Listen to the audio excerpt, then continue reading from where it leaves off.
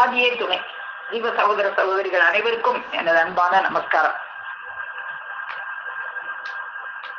அறிவாகர ரூபகர் நமது குல தெய்வம் பிரம்ம பிரகாசமே வெளிச்சாலை ஆண்டவர்களது பொற்பாதம் போற்றி பணிந்து நமஸ்கரித்து, பிரானவர்கள் நமக்கு அருளி தந்துள்ள தெய்வ திருவாக்கியங்களை எல்லாம் நாம் பகிர்ந்து வந்து கொண்டிருப்பதில் இன்று நாம் பகிர்ந்து கொள்வதற்காக எடுத்துக்கொண்ட அந்த தெய்வ திருவாக்கியம் எமபடர் அடிபடு கோடாயுதக்கு திருவாக்கியம் எண் 41, பக்கம் 71.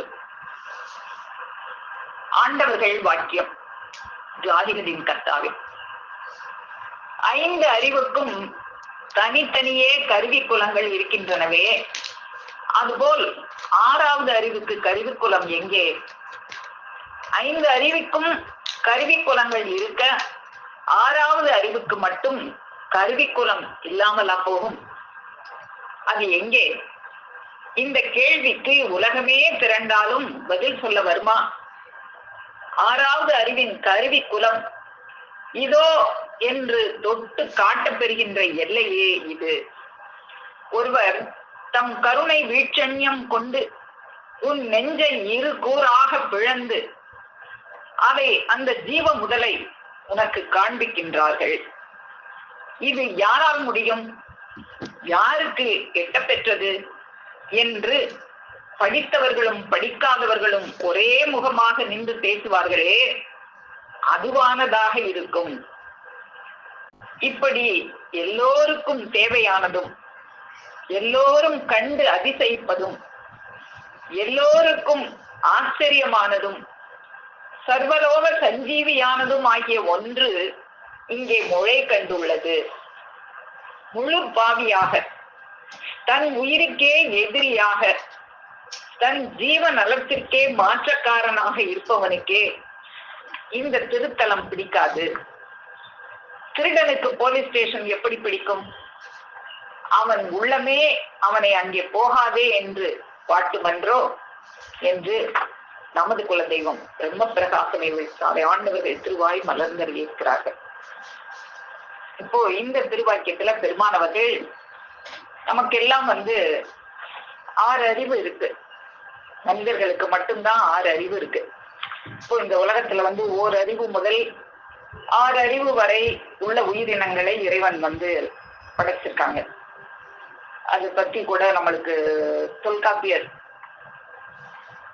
ஓரறிவதுவே உச்சறிவதுவே, 2 அறிவதுவே அவற்றோடு நாவே, 3 அறிவதுவே அவற்றோடு மூக்கே, 4 அறிவதுவே அவற்றோடு கண்ணே, 5 அறிவதுவே அவற்றோடு செவியே, 6 அறிவதுவே அவற்றோடு மனனே அப்படின்னு 2000 ஆண்டுகளுக்கு முன்னால தொல்காப்பியர் அவங்க இதுதான் இறைவன் படைச்ச அந்த ஓரறிவு முதல் 6 அறிவு வரை உள்ள படைத்திறங்கள்.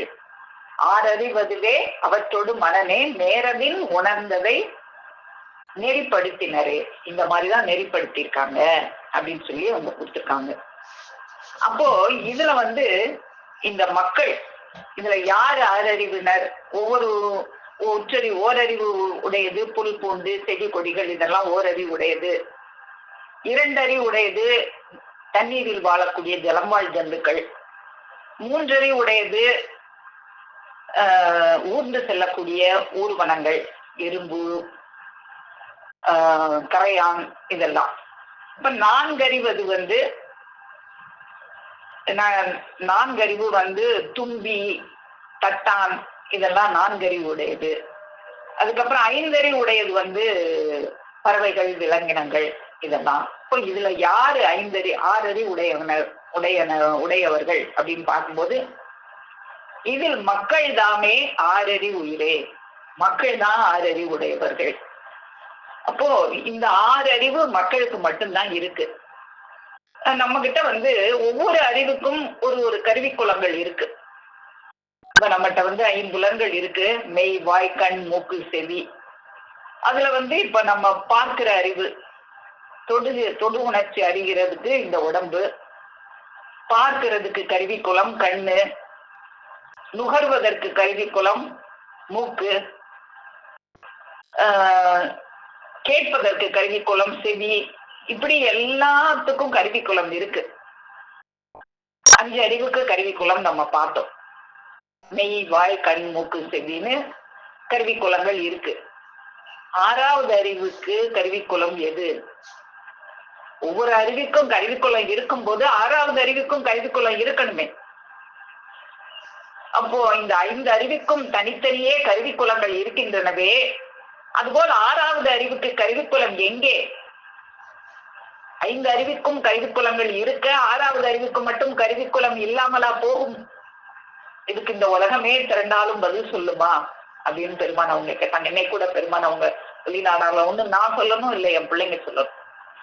அப்படித்தான் இன்னைக்கு உலகத்துல இது யாருக்கும் தெரியாது. 6வது அறிவுக்கு கருவிக்குலம் எது? முதல்ல 6வது அறிவே என்னன்னு தெரியாது. 6வது அறிவு என்ன அப்படின்னு இந்த உலகத்துல யார்கிட்டையும் போய் கேட்டா பகுத்தறிவு அப்படின்னுவாங்க. பகுத்தறிவா வைத்தறிவான்னு அதை தூக்கி எரிஞ்சிருவாங்க நம்முடைய பெருமானவர்கள். அப்போ 6வது அறிவு எது? 6வது அறிவே எதுன்னு தெரிஞ்சா தானே அப்புறம் அதுக்குரிய கருவிக்குலம் எதுன்னு தெரியும். அப்போ 6வது அறிவு என்ன அப்படின்னு நமக்கு பெருமாள் 6வது அறிவு எதுன்னே தெரியலைன்னா இந்த மனிதன்கிட்ட இந்த 6வது அறிவு இருக்குன்னு அர்த்தமாகுமா? என்னன்னே தெரியலையே, அப்புறம் எப்படி 6வது அறிவு இருக்கும்? பகுத்தறிவை வைத்தறிவை பகுத்தறிவுன்னு நினைச்சுக்கிட்டு இருக்காமே, அது மிருகங்களுக்கும் இருக்கே. அப்போ இந்த 6வது அறிவு என்ன அப்படின்னு நமக்கு பெருமானவர்கள் எடுத்து கொடுக்குறாங்க. நமக்கு திருமஞான குரல் பக்கம் 291 நமக்கு பார்ப்போம். தன்னை அறிகிற தனி அறிவு தான் 6வது அறிவு அப்படின்னு நமக்கு எடுத்து சொல்றாங்க. ஒரு தேவேசரின் சன்னதியை அடைந்து அவர்களின் முறை சங்கார அனுகிரகத்தால் மனுவாகி தேவ பிறப்பு எய்துகிறான். அப்போதுதான் இவன் 6வது அறிவு, அதாவது தன்னை அறிகிற தனி அறிவை பெறுகிறான். அது வரைக்கும் இல்லை. இந்த நரப்பிறப்புல இருக்கும் போது மிருகம்தான் இவன், 5 அறிவு மிருகம்தான்.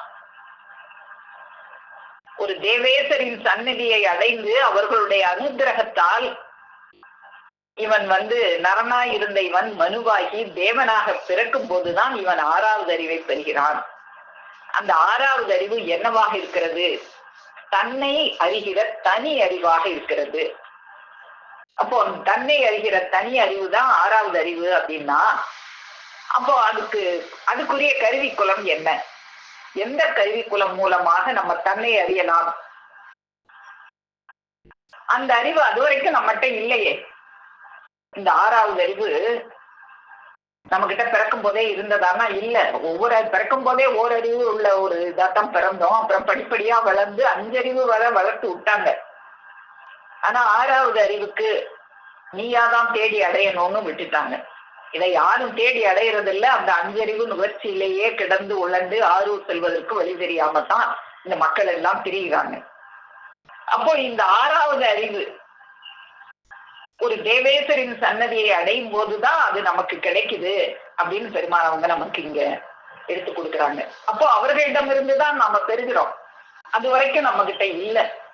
அப்போ யாரிடமிருந்து நாம பெறுகிறோமோ அவங்க தானே கருவிக்குலமாக இருப்பாங்க. இப்போ நம்ம பார்வை பெறுகிறோம்னா பார்வையை எதுல இருந்து பெறுகிறோம்? கண் என்ற கருவிக்குலத்தில் இருந்து பார்வையை பெறுகிறோம். காது என்ற கருவிக்குலத்தில் இருந்து கேட்டல் என்கின்ற அந்த அறிவை பெறுகிறோம். நுகர்தல் அறிவை மூக்கில் இருந்து பெறுகிறோம். இப்படி இந்த 6வது அறிவை யாருகிட்ட பெற்றோம்? அவங்க தானே அதுக்கு கருவிக்குலமாக இருப்பார்கள். அப்போ இந்த 6வது அறிவுக்குரிய கருவிக்குலம், இந்த 6வது அறிவு வந்துதான் இந்த மனிதனுடைய 5 அறிவுக்கும், அதுவரைக்கும் இந்த மனிதனுடைய 5 அறிவு பெற்ற இந்த கருவிக்குலங்கள் எல்லாம் மேன்மை இல்லாததாக ஒரு மிருகங்களுக்கு இருப்பது போலத்தான் இருக்கிறது. இப்போ இந்த 6வது அறிவு பெற்ற பின்னா மற்ற கருவிக்குலங்களும் மேன்மை பெறுகிறது அப்படின்னு நமக்கு பெருமானவங்க எடுத்து கொடுக்குறாங்க. இங்கு எமது வேதமணி சூழில் மறுபிறப்படைந்து பெற்ற 6வது அறிவு அல்லவா உன்னிடத்தில் இருந்த மற்ற 5 அறிவுக்கும் வல்லமையும் அதிவல்லமையும் மகா அதிசய மகிழ்ச்சியும் கொடுத்து நாள்தோறும் அவற்றை வளர்த்து வருகிறது.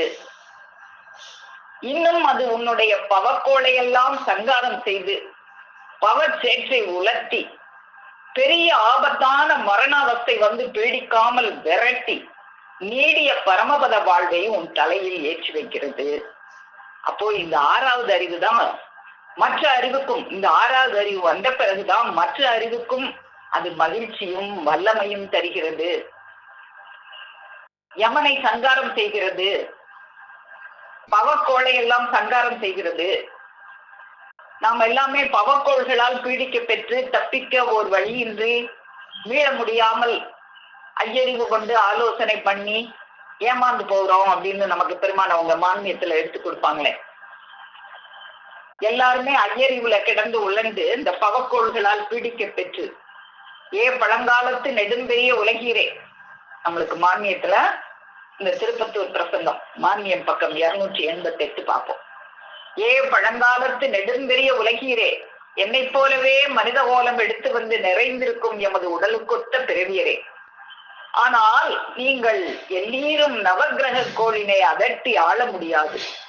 அக்கோள்களால் பீடிக்க பெற்று நையுண்டு தப்பிக்க ஒரு சரியான வகை கூட இன்றி மாட்டி மீள முடியாது கிடக்கும் நேசரே, அதற்காக அறியாத பல அம்மவனே கூடி ஐயறிவு கொண்டு ஆலோசனை பண்ணி செய்வதாகியாது. ஐயறிவு கொண்டு ஆலோசனை பண்றோம், அது வரைக்கும் ஆறாவது அறிவே இல்லை. ஒரு தேவேசரின் சன்னதி அடைந்து அவங்களுடைய அனுகிரகத்தால்தான் இந்த ஆறாவது அறிவை பெற முடியும். அது வரைக்கும் நீ கோள்களால் பீடிக்க பெற்று அதுல இருந்து எப்படி தப்பிக்கலாம்னு ஐயறிவு கொண்டே ஆலோசனை பண்றது. என்னென்ன செஞ்சா என்ன பிராயச்சித்தம் பண்ணா இந்த இதை தப்பிக்கலாம், அதை தப்பிக்கலாம், இதை தப்பிக்கலாம்னு அந்த ஐயறிவு உடைய எவனையாவது ஒரு ஏட்டுக்கூட்டு குருவை பிடித்து ஏதேதோ செய்து ஏதும் கிட்டாது ஏமாந்து போய்கொண்டும் ஏமாந்து போகவும் கிடக்கும் எனக்கு முன்ன நாளிலும் பின்னாலுமாக பிறந்து வந்து இங்கே கூடியிருக்கும் என் தோழரை, உங்கள் இந்த ஆபத்து சஞ்சல பீடிப்பினையும் அதற்காக வேண்டி நீங்கள் நம்பி பிடியுண்டு தெரியும் அலங்கோல பாட்டினையும் விலக்கி சேமத்தை தரும் விவரத்தை எடுத்து சொல்லுவதற்கு கூட நாதியற்ற தூரமான அந்த புறத்து தேலில் ஸ்தாபரமாக குடியிருந்து கொண்டிருக்கின்ற என் தூல பிறப்பறை, இப்படிதான் நம்ம ஒரு ஆபத்துல சிக்கிக்கிட்டு இருக்கோம் அப்படின்னு கூட தெரியறது இல்லை இந்த மக்களுக்கு. இதை எடுத்து சொல்றதுக்கு ஒரு நாதி வேணுமேனும் தெரியாது. நம்மளுக்கு ஆறறிவு உயிரினமா நம்மளை படைச்சிருக்காங்கன்னு தெரியும், அந்த ஆறாவது அறிவு என்னன்னு தெரியாது. அதை பெறணுமேங்கிற எண்ணமும் இல்லை. ஸ்தாபரமாக குடியிருந்து அதை போய் தேடி அடையணுங்கிற எண்ணமும் இல்லாம காம பிறப்பிலே நீ பிறந்து நேமமா சாம் வழி போகிற உன்னை அப்படின்னு நம்மளுக்கு பெருமானவங்க எடுத்து கொடுப்பாங்க. அப்படின்னா என்ன? நேமமாக சாகிற வழியை நோக்கி போய்கிட்டு இருக்க, ரொம்ப ஜாலியா சாக போற வழியை தேடி போய்கிட்டு இருக்க. நேமமாகன்னா நல்ல சாதுரியமாக சாகுற வழியைத்தான் தேடி ரொம்ப திறமையான பிள்ளையா சாகுற வழியை தேடி போய்கிட்டே இருக்க. என்னப்பா செய்யற? நான் நல்ல சாகுற வழியை தேடிக்கிட்டு இருக்கேன். ஓ அப்படியா? ஆமா, நான் சாகணும்ல சீக்கிரம், அதுக்குதான் வழி தேடிக்கிட்டு இருக்கேன். அப்படி நேமமாக சாகுற வழியை தேடிக்கிட்டு இருக்கிற உன்னை, நேமமா தாம் வழி போகும் உன்னை தேடி அவங்க வழிய வந்து நீங்கள் அடைய போக இருக்கும் அதினெடும் அமளியாகிய இருப்பதி போகும் பரிதாபகரத்தினை நெடுக தெரிந்து ஓர்ந்து உங்களை தேடி வலிய வந்து சொல்லிவிட்டேன். அப்போ வலிய வந்து நமக்கு சொல்றாங்களே, அவங்கதான் வந்து அந்த ஆறாவது அறிவுக்கு கருவிக்குலமாக அவங்கதான் நமக்கு இருக்கிறாங்க. இப்ப இந்த திருவாக்கியத்திலே நமக்கு எடுத்து சொல்றாங்க. அது நமக்கு எது அந்த ஆறாவது அறிவுக்கு கொடுக்கும் அப்படின்னா, அந்த ஒரே முகமாக நின்று பேசுவார்களே அதுவானதாக இருக்கும் அப்படின்னு நமக்கு இங்க கொடுத்துட்டாங்க. அவங்க பேசுவாங்களே அவங்கதான் ஆறாவது அறிவுக்கு கருவிக்குலம். பேசுவார்களே அதுவானதாக இருக்கும், அதுதான் அந்த கருவிக்குலமாக இருக்கும். அந்த கருவிக்குலம் எப்படி இருக்கும்? ஆச்சரியமானதாக இருக்கும், ஆச்சரியமான வார்த்தைகளை பேசுகின்ற நாவாக இருக்கும், சர்வலோக சஞ்சீவியாக இருக்கும்.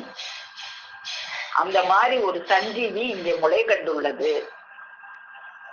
அப்போ அதை தேடி அடையணுங்கிற எண்ணமே இல்லாதவன் எல்லாம் யாரு அப்படின்னா, தன் ஜீவ நலத்திற்கே மாற்றக்காரனாக இருப்பவனுக்கு தான் அந்த திருத்தலம். அந்த ஆறாவது அறிவினுடைய கருவிக்குலம் இருக்கிற இடம் பிடிக்காது. ஒரு திருடனுக்கு போலீஸ் ஸ்டேஷன் பிடிக்குமா? பிடிக்காது. ஒரு போலீஸ் அதிகாரிக்கு போலீஸ் ஸ்டேஷன் தான் பிடிக்கும். ஏன்னா அங்க போனா தான் அவருக்கு வருமானம். ஆனா திருடனுக்கு பிடிக்காதே. திருடனுக்கு போலீஸ் ஸ்டேஷன் பிடிக்காது. அப்போ இந்த ஆறாவது அறிவுக்குரிய கருவிக்குலம் எங்க இருக்குது? அந்த ஆறாவது அறிவுக்கா எல்லா கருவிக்குலமும் நம்மகிட்ட இருந்தது. இந்த 5 அறிவுக்குரிய கருவிக்குலங்கள் எல்லாம் நம்மிடம் இருந்தது.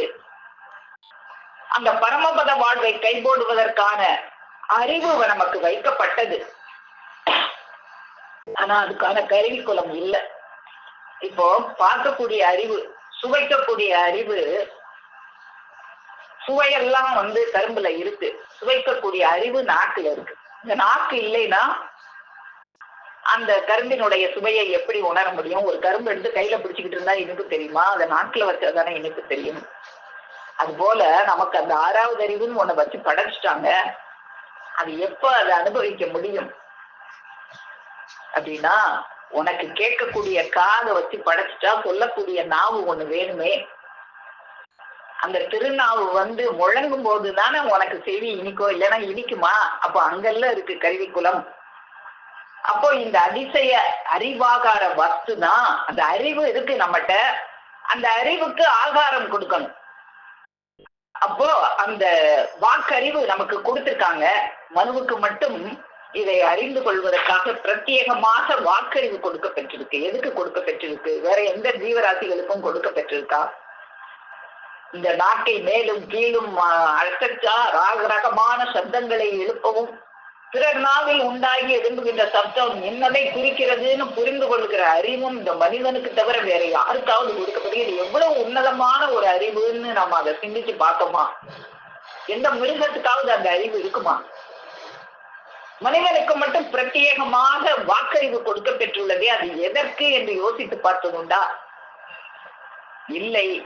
உன்னதமான வாக்கறிவை இவனுக்கு கொடுத்தது ஆறாவது அறிவை தேடி மேம்பாடு அடைவதற்காகத்தான். உன்கிட்ட இருக்கு வாக்கறிவு, செவியறிவு எல்லாம் இருக்கு. கரும்பு இருக்கு. அந்த கரும்பை கொண்டு நாக்குல வச்சா தானே இனிக்கும். கையில பிடிச்சிக்கிட்டே இருந்தா இனிக்குமா? அப்போ அந்த நாக்கு அது என்னவாக இருக்கிறது? நமக்கு கேட்கக்கூடிய அறிவெல்லாம் வச்சு இறைவன் படைச்சிருக்காங்க. கேட்கக்கூடிய செவி இருக்கு. அப்ப சொல்லக்கூடிய நாவு எங்க இருக்கு? அது அல்லவா ஆறாவது அறிவுக்குரிய கருவிக்குலமாக இருக்கும். அந்த கருவிக்குலத்தை தேடி அதை நம்முடையதாக, அவங்களுடைய அந்த திருநாவை நம்முடைய நாவாக நாம மாற்றிக்கொள்ள வேண்டும். அதை தேடி அடைந்து மேம்பாடு அடைவதற்காகத்தான் இவனுக்கு இவ்வளவு வல்லபமான கருவிக்குலங்கள் எல்லாம், மற்ற கருவிக்குலங்கள் எல்லாம் கொடுக்க பெற்றிருக்கிறது. ஆனால் இவனோ அதை விட்டு எவனை தேடி அவனை எஜமானனாக ஆக்கிக் கொள்ளவே நிற்கிறான். அப்போ அந்த கருவிக்குலத்தை நாம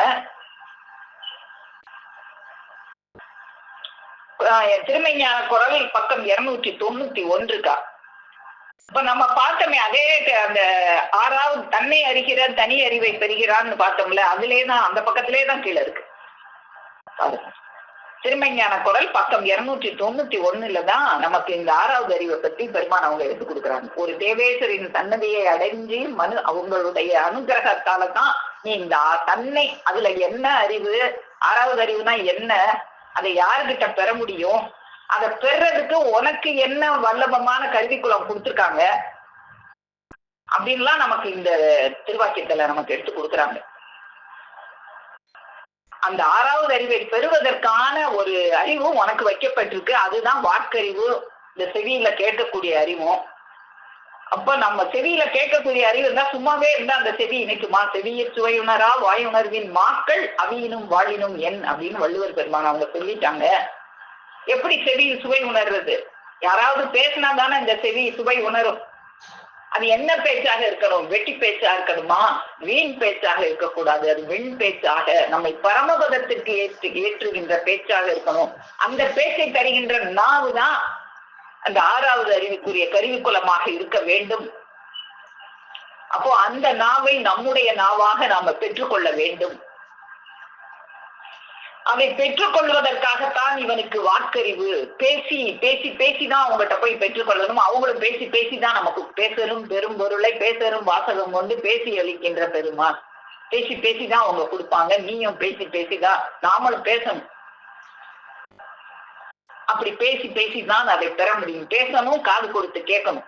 காதுல முதல்ல வாங்கணும், அப்புறம் பேசணும். உன் காதுல ஒண்ணு போட்டோமே அது ஏன் வாயில வரல அப்படின்னு பெருமான் அவங்க கேட்பாங்க. அது போல காதுல வாங்கணும், அது அப்புறம் வச்சு. இதுதான் பிராணாயாமம்.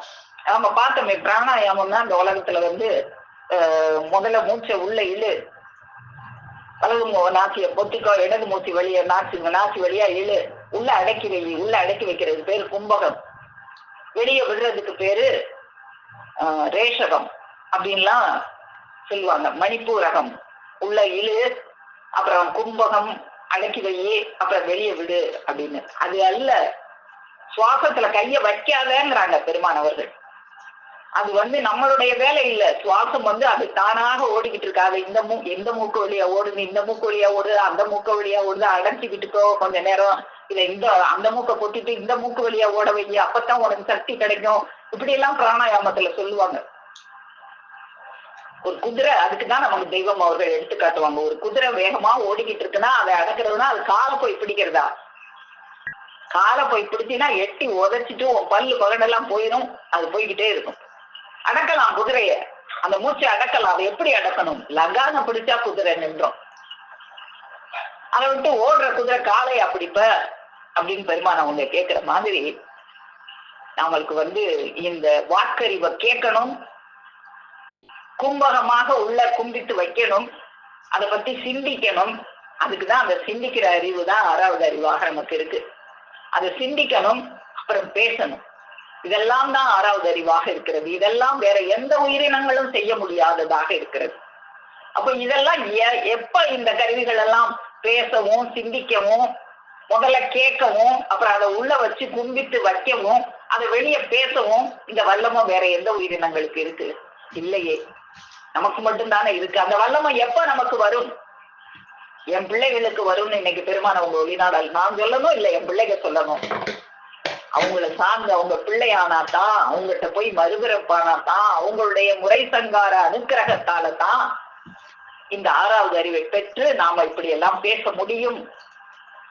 அப்போ இந்த உன்னதமான வாக்கறிவை தந்தது அந்த 6வது அறிவை தேடி மேம்பாடு அடைவதற்காகத்தான். ஆனால் இவனோ அதை விட்டு விட்டு யமனை தேடி அவனை எஜமானனாக ஆக்கிக் கொள்ளவே நிற்கிறான். ஆனால் இங்கு எமது வேதமணி சூழலில் மறுபிறப்படைந்து பெற்ற 6வது அறிவல்லவா உன்னிடத்தில் இருந்த மற்ற 5 அறிவிற்கும் அதி வல்லமையும் மகா அதிசய மகிழ்ச்சியும் கொடுத்து நாள்தோறும் அவற்றை வளர்த்து வருகிறது. அப்படி நம்முடைய பெருமான் அவர்கள் இந்த 6வது அறிவை பற்றி நமக்கு இந்த திருவாக்கியத்துல நமக்கு எடுத்து கொடுக்குறாங்க. அப்போ இந்த 6வது அறிவு தான் நமக்கு மற்ற கருவிக்குலங்களுக்கும் மேம்பாடு அளிக்கக்கூடியதாக இருக்கிறது. அது ஒரு பெரிய ரகசியத்தை நமக்கு எடுத்து சொல்லி நமக்கு அந்த பரமபத வாழ்வை தரக்கூடியதாக இருக்கிறது. வாக்கிறந்த பூரணமாய் மறை கப்பாலாய் எல்லாமாய் அல்லதுமாய் இருக்கும் அந்த பரம ரகசியத்தை, செவ்வான் தேகத்தை, அந்த சிவ பரம சுடரை, மங்களத்தை, குறைவற்ற முதலாகிய கோடி கோடி கால கோதற்ற வாழ்வை கைபோட்டு அனுபவிக்கத்தான் நமக்கு இந்த கருவிக்குலங்கள் எல்லாம் கொடுக்க பெற்றது. அதற்கான உதவி உபகரணங்களோடு இந்த மனிதனானவன் அனுப்ப பெற்று வந்துள்ளான். அப்போ அந்த கருவிலாம் நம்மகிட்ட இருக்கு. எல்லா கருவிகளும் அந்த பரமபத வாழ்வை பெறுவதற்குண்டான கருவி இருக்கு. மற்ற கருவிக்கெல்லாம், மற்ற அறிவுக்கெல்லாம் கருவிக்குலங்கள் இருக்கு. இந்த 6வது அறிவுக்கு மட்டும் கருவிக்குலம் நம்மகிட்ட இல்ல. கேட்கறதுக்கு உண்டான செவியை கொடுத்துட்டாங்க, பேசுறதுக்கு உண்டான நாவையும் கொடுத்துட்டாங்க, சிந்திக்கக்கூடிய அறிவையும் கொடுத்துட்டாங்க. அதுக்கு ஒரு ஆகாரம், அறிவு இருக்கு. அறிவுக்கு ஆகாரம் அல்ல போடணும். அறிவுக்கு ஆகாரம் போட்டா பிறகுதான் அது வேலை செய்யும். அந்த ஆகாரம் போடக்கூடிய ஒரு திருநா இருக்குமே, அறிவாகார வஸ்து, அதுதான் அந்த 6வது அறிவின் கருவிக்குலமாக இருக்கிறது. அதை நிரூபித்து அந்த எல்லையை குடியேற்றவே நாம் வந்துள்ளோம். அப்ப அதுக்காகத்தான் நாம் வந்துள்ளோம். அந்த 6வது அறிவின் கருவிக்குலமாக நமக்கு பெருமான் அவர்கள் வந்து அவர்களுடைய அந்த கருவியை நமக்கு இனாமாக தருகிறார்கள். அப்போ நம்ம சொல்லுவோம், இந்த மனிதனுடைய அங்கங்கள் ஒன்னொன்னு எவ்வளவு வல்லபம் உடையது. அப்போ நம்மளுடைய கல்வி குலங்களே அவ்வளவு ஒரு உன்னுடைய ஒரு சுண்டு வரலை வெட்டிட்டா 1,00,000 தரேன்னா யாராவது தருவோமா? நம்மளுடைய கல்வி குலங்களே அவ்வளவு வல்லபம் உடையதுன்னா அந்த ஈசனே அவதாரம் எடுத்து அவங்களுடைய கல்வி குலங்கள் அத நமக்கு இனாமாக அவங்களுடைய திருநாவை நமக்கு அளிக்கிறார்கள். அப்போ அவங்க நமது கருவி குலமாக அவர்களே நமது நாவில் அமர்ந்து கொள்வார்கள். அப்படி அவங்க அமர்ந்து கொண்ட பிறகுதான் நம்முடைய நாவு, அது வரைக்கும் வீண் பேச்சை பேசிக் கொண்டிருந்த அந்த நாவு அது விண் பேச்சை பேசுகின்ற நாவாக நமக்கு மாறுகிறது.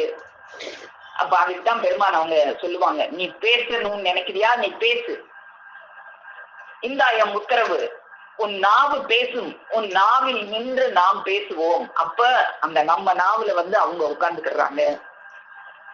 அப்ப அவங்களுடைய அந்த திருநா நம்முடைய கல்விக்குலமாக மாறுகிறது. இதுதான் உங்களுக்கு வேண்டிய சத்திய பிடி உளவு. அப்ப அவங்களுடைய நாவை வாங்கி நம்முடைய நாவாக நம்ம மாற்றிக்கொள்ள வேண்டும். அவங்க நாவு எப்படிப்பட்ட நாவு, நம்ம நாவு எப்படிப்பட்ட நாவு? நம்ம நாவு எதையுமே உள்ள தள்ளக்கூடிய நாவாகத்தான் இருந்தது. ஆனா அவங்களுடைய நாவு, உலகத்தில் உள்ளவர்கள் என்னென்னத்தையோ எவ்வளவோ பேச்சு நுணுகி பேசுகிறார்களே, அவையெல்லாம் ஜீவனுக்கு வேண்டிய பேச்சாகுமா? இந்த நாவு பேசதான் செய்யுது, உலக மக்களுடைய நாவும் பேசதான் செய்யுது. ஆனா அது ஏதாவது ஜீவனுக்குரிய பேச்சாக இருக்குமா? இருக்காது. ஆனா உறக்கமற்ற தெய்வ திருமேனி சுருதிப்பிரான் அவர்கள் நாவில் இருந்து வெளியாகும் பேச்சுத்தான் சர்வ வேத அருட்சீரின் கூரோங்கி திகழும் செயல்நிறை பேச்சு. இந்த வேத நாவே சர்வஜ வல்லப வரமாதி வரங்களின் செயல் அனைத்தும் பூர்த்து மனம் விசிறி கொண்டிருக்கும் அருள் நாவு. அவர்களுடைய நாவு தான் அருள் நாவு. அதுதான் 6வது அறிவின் கருவி குலம். அது வீண் மனுவை யமன் கைப்படா ஈசனாக ஆக்குகின்ற கனக வைப்பிங்கிருந்து நடனம் செய்யும் கமல நாவு. ஏதுமில் யாதும் ஓதும் புராதன ஆதியின் திருமலி நீதியின் நாவு. இப்ப நான் சொல்ற இந்த திருவாக்கியம் வான்மதி குரல், திருவாக்கியம் எண் 114. வீண் மனுவை யமன் கைப்படா ஈசனாக ஆக்குகின்ற கனக வைப்பிங்கிருந்து நடனம் செய்யும் கமல நாவு. ஏதுமே யாதும் ஓதும் புராதன ஆதியின் திருமலி நீதியின் நாவு என்று நீங்கள் எல்லோரும் திட்டமாக தெரிந்து கொண்ட நாள் இது. அப்போ அது எப்பேற்பட்ட நாவு அவர்களுடைய நாவு. இந்த உலகம் எல்லாம் வீண் பேச்சு பேசிக்கிட்டு இருக்கும் போது இது அருள் நாவாகவும் கமல நாவாகவும் தேவ திருநடனம் செய்கின்ற நீதியின் நாவாகவும் இருக்கிறது. இந்த நாவு தான், அந்த நாவை நம்முடைய நாவாக ஆக்கிக் கொள்ளும் போதுதான் நம்ம நாட்டிலையும் அவர்கள் அமர்ந்து கொண்டு நமக்கு நம்ம நாக்கையும் பேசக்கூடிய வல்லமுடைய நாவாக மாற்றிக்கொள்ளும். நம்ம நாவு இன்னைக்கு இவ்வளவு பேசுதுன்னா அந்த கருவி குலத்தை நம்முடைய கருவி குலமாக நாம மாற்றிக்கொண்டோம். அப்படி மாற்றிக்கொள்ளும் போதுதான் அது பேச முடியும், இல்லைன்னா பேச முடியாது. அப்போ இந்த பெருமான் அவங்க நமக்கு இந்த வான்மதி குரல்ல கேள்வி பதில கடவுள் என்றால் என்ன அப்படிங்கறத நமக்கு எடுத்து கொடுப்பாங்க.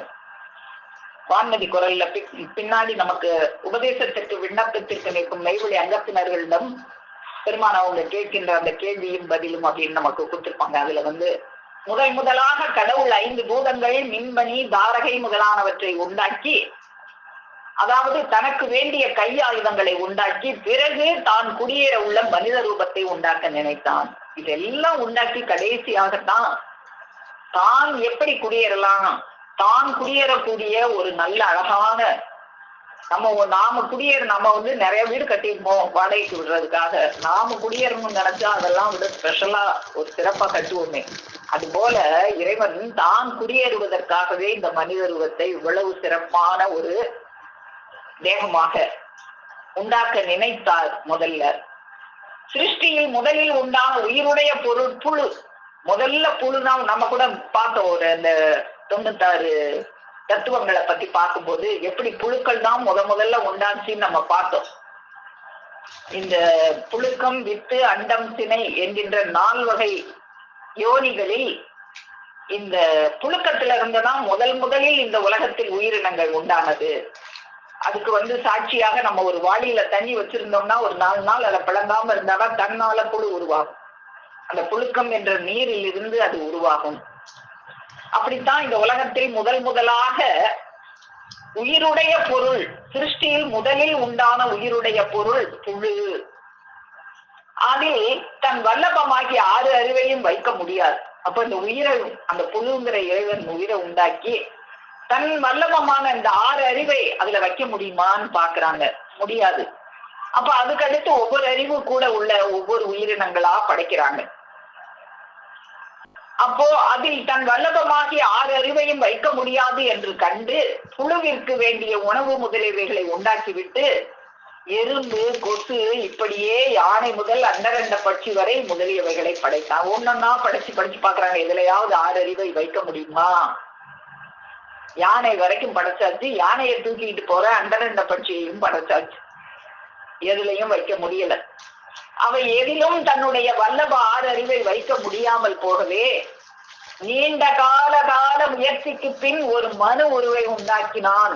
இப்ப இறைவன் இந்த மனு உருவத்தை உண்டாக்குறதுக்கு எவ்வளவு காலம் எடுத்து, எவ்வளவு முயற்சி பண்ணி, எவ்வளவு அழகா நம்மளை உண்டாக்கியிருக்காங்க. அந்த மனித பிறப்பு கிடைச்சிருக்கே நம்மளுக்கு. அப்ப எந்த ஒரு உன்னத மகிழ்ச்சியில நம்ம எல்லாம் இருக்கணும். தேவையில்லாத கண்டதெல்லாம் நினைச்சு குழம்பிக்கிட்டு இருக்கிறோமே. இறைவன் நீண்ட கால முயற்சிக்கு பின் ஒரு மனு உருவை உண்டாக்கினான். அப்போது இறைவனுக்கு என்ன சந்தோஷமாக இருக்கும். ஆனால் அவன் செயலில் அதோடு நிற்கவில்லை. மனிதனுடைய நாவில் ருசியை வைத்து படைத்து விட்டோமே என்று வெளியே அண்டத்திலும் பல ருசிகளை படைத்தார். நாட்டில ருசியை அறிவை வச்சு படைச்சாச்சு. அப்ப இந்த நாக்குல ருசியை வைக்கணுமே. நம்ம சொன்னோமே, கரும்பு கையில புடிச்சிருந்தா இனிக்குமா? நாக்குல வச்சு தானே இனிக்கும். அப்போ நாக்குல ருசியை, கரும்பு வேணுமே, அதுக்கு கரும்பை படைக்கணுமே இறைவன். அப்போ இவன் கரும்புங்கிற ஒரு இனிப்பா படைச்சாங்க. இனிப்புல எத்தனை வகை. இந்த மூக்கில் வாசனையை அறிகின்ற அறிவை வைத்து படைத்ததுக்காகவும், இந்த கண்ணில் பல அழகுகளையும் வர்ணங்களையும் ரசிக்கின்ற உணர்கின்ற அந்த அறிவை வைத்து படைத்ததற்காகவும் வாசனைகளையும் அழகுகளையும் வர்ணங்களையும் படைத்தார். மேலும் மனித குலத்திற்கு வரும் வியாதிகளை கண்டிக்க பலவித மூலிகைகளையும் உண்டாக்கினான். அதோடு நில்லாமல் தன்னை மனிதனுக்கு வெளியாக்க வேண்டி இப்போ இதெல்லாம் படைச்சாச்சு.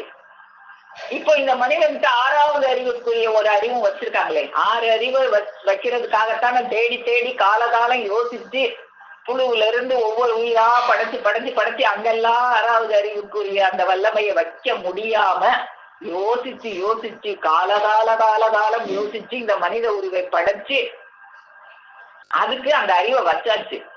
இப்ப அந்த அறிவை கொடுக்கக்கூடிய நாவுடைய ஒண்ணு வேணுமே, அந்த திருநா வேணுமே. காதை வச்சு படைச்சாச்சு, அந்த நாக்குல சுவையை வச்சு படைச்சதுக்காக அண்டத்துல பலவிதமான உணவு பதார்த்தங்களை படைத்த இந்த இறைவன் இந்த 6வது அறிவை இவனுக்குள்ள வச்சு படைச்சதுக்காக அதுக்குரிய கருவிக்குலமாக தானும் ஒரு மானிட ரூபமேனி திருமேனி தாங்கி வந்தார்கள். தானும் ஒரு மானிட ரூப திருமேனி ஏற்று வந்தான். இவ்வளவு நீண்ட பாடும் வல்லபமும் கருணை பெருக்கும் உடைய வஸ்துவித்தே கடவுள். மேலும் தன்னை அறியாது தவறுகிறவர்களுக்கு நரகத்தையும் படைத்து வைத்தவனும் அவனே. அப்போ அவங்கதான் அப்படிங்கிறத நம்ம தெரிஞ்சுக்கிறதுக்காக தான் பெருமானவர்கள் தங்களிடம் உபதேசத்திற்கு விண்ணப்பித்து நிற்கும் மக்கள்கிட்ட இப்படியான கேள்விகள் எல்லாம் கேட்டு அதுக்குண்டான பதில்களை கூடி இதெல்லாம் படிச்சுட்டு அப்புறம் உபதேச சபையில உட்காருங்க அப்படின்லாம் நமக்கு அந்த ஈசனே நடமாடும் திருமேனி, அந்த ஈசனே தானும் ஒரு மானிட ரூப திருமேனி ஏற்று வந்து, அப்போ அந்த அரூபத்துல இருக்கிற ஈசன் நம்மளோட பேச முடியாதே, அதனால அந்த ரூபத்துல நமக்கு இதெல்லாம் எடுத்து கொடுக்குறாங்க. அப்போ அந்த அருள்நாதா இந்த 6வது அறிவுக்குரிய ஒரு கருவியாக நமக்கு இருக்கிறது. இப்போ அதுதான் அதை தெரிஞ்சு அதை நடக்கிறது தான், அதை செவியில கேட்டு இருக்கிறது தான் நம்மளுடைய இந்த பிராணாயாமமாக இருக்கும். இந்த தரக்கலை பயிற்சின்னு சொல்லுவாங்க, மூச்சுக்கலை பயிற்சின்னு. இந்த மூக்கை பொத்திக்கோ, அந்த மூக்குல வெளியே விடு, சுவாசத்தை இப்படி அடக்கு, அதெல்லாம் சரக்கலை இல்ல, சுவாசக்கலை இல்ல. சரம்னா மூச்சு. பெருமானவங்க கூட நம்ம கூட ஏற்கனவே பார்த்திருக்கோம். ஆலயத்துல எல்லாரும் உட்கார்ந்து இருக்கும் போது, என்ன எல்லாரும் அவசரமா எங்க போய்கிட்டு இருக்கீங்க அப்படின்னு கேட்கும்போது, நாங்க எங்கேயும் போகல தெய்வமே, இங்கதான் இருக்கோம். இல்லையே, உன் தூரம் தான் இங்க இருக்கு, ஆனா எங்கேயோ அவசரமா போய்கிட்டு இருக்கீங்களே.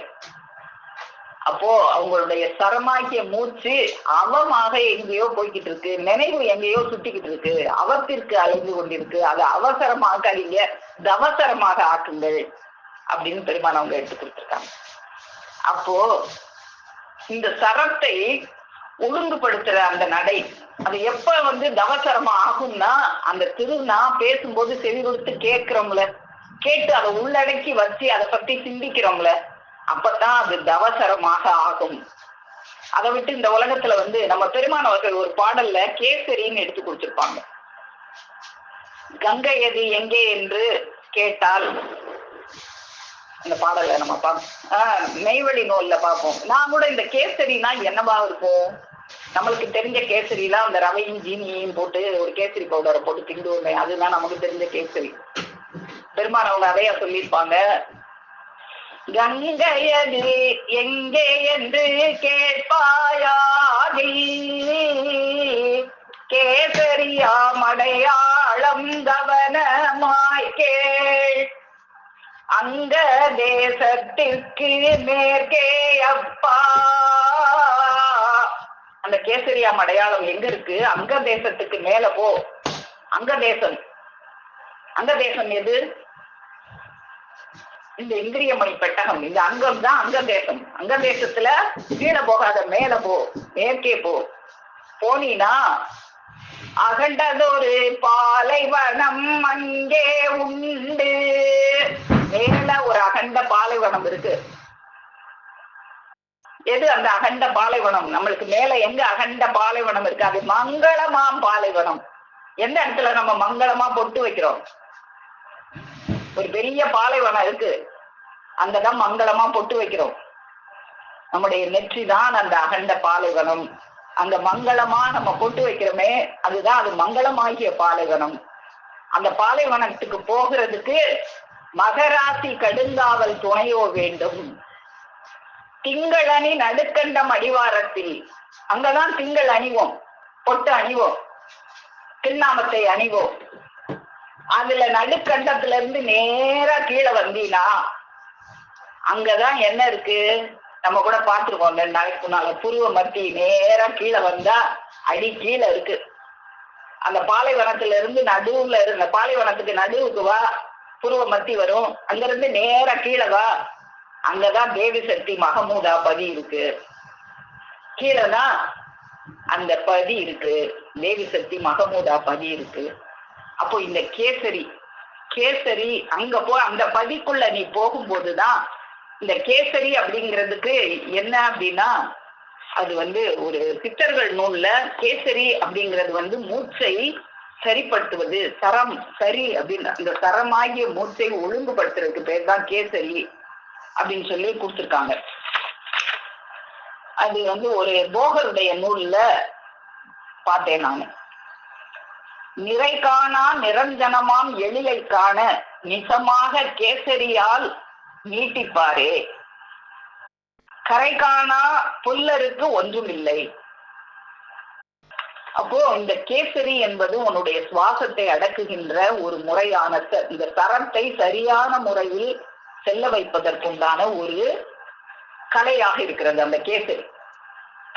அப்போ இந்த முத்திரை இதுல கூட கேசரி முத்திரை அப்படின்னு ஒண்ணு சொல்லி கொடுப்பாங்க.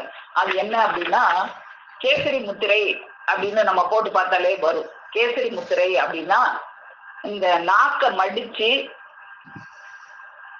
அண்ணாக்கை தொடணும், நாக்க மடிச்சு அண்ணாக்கை தொட்டா அதுதான் கேசரி முத்திரை அப்படின்னு சொல்லுவாங்க. ஆனா அது அல்ல, அப்படி நாக்கெல்லாம் மடிக்கெல்லாம் வேண்டாம்.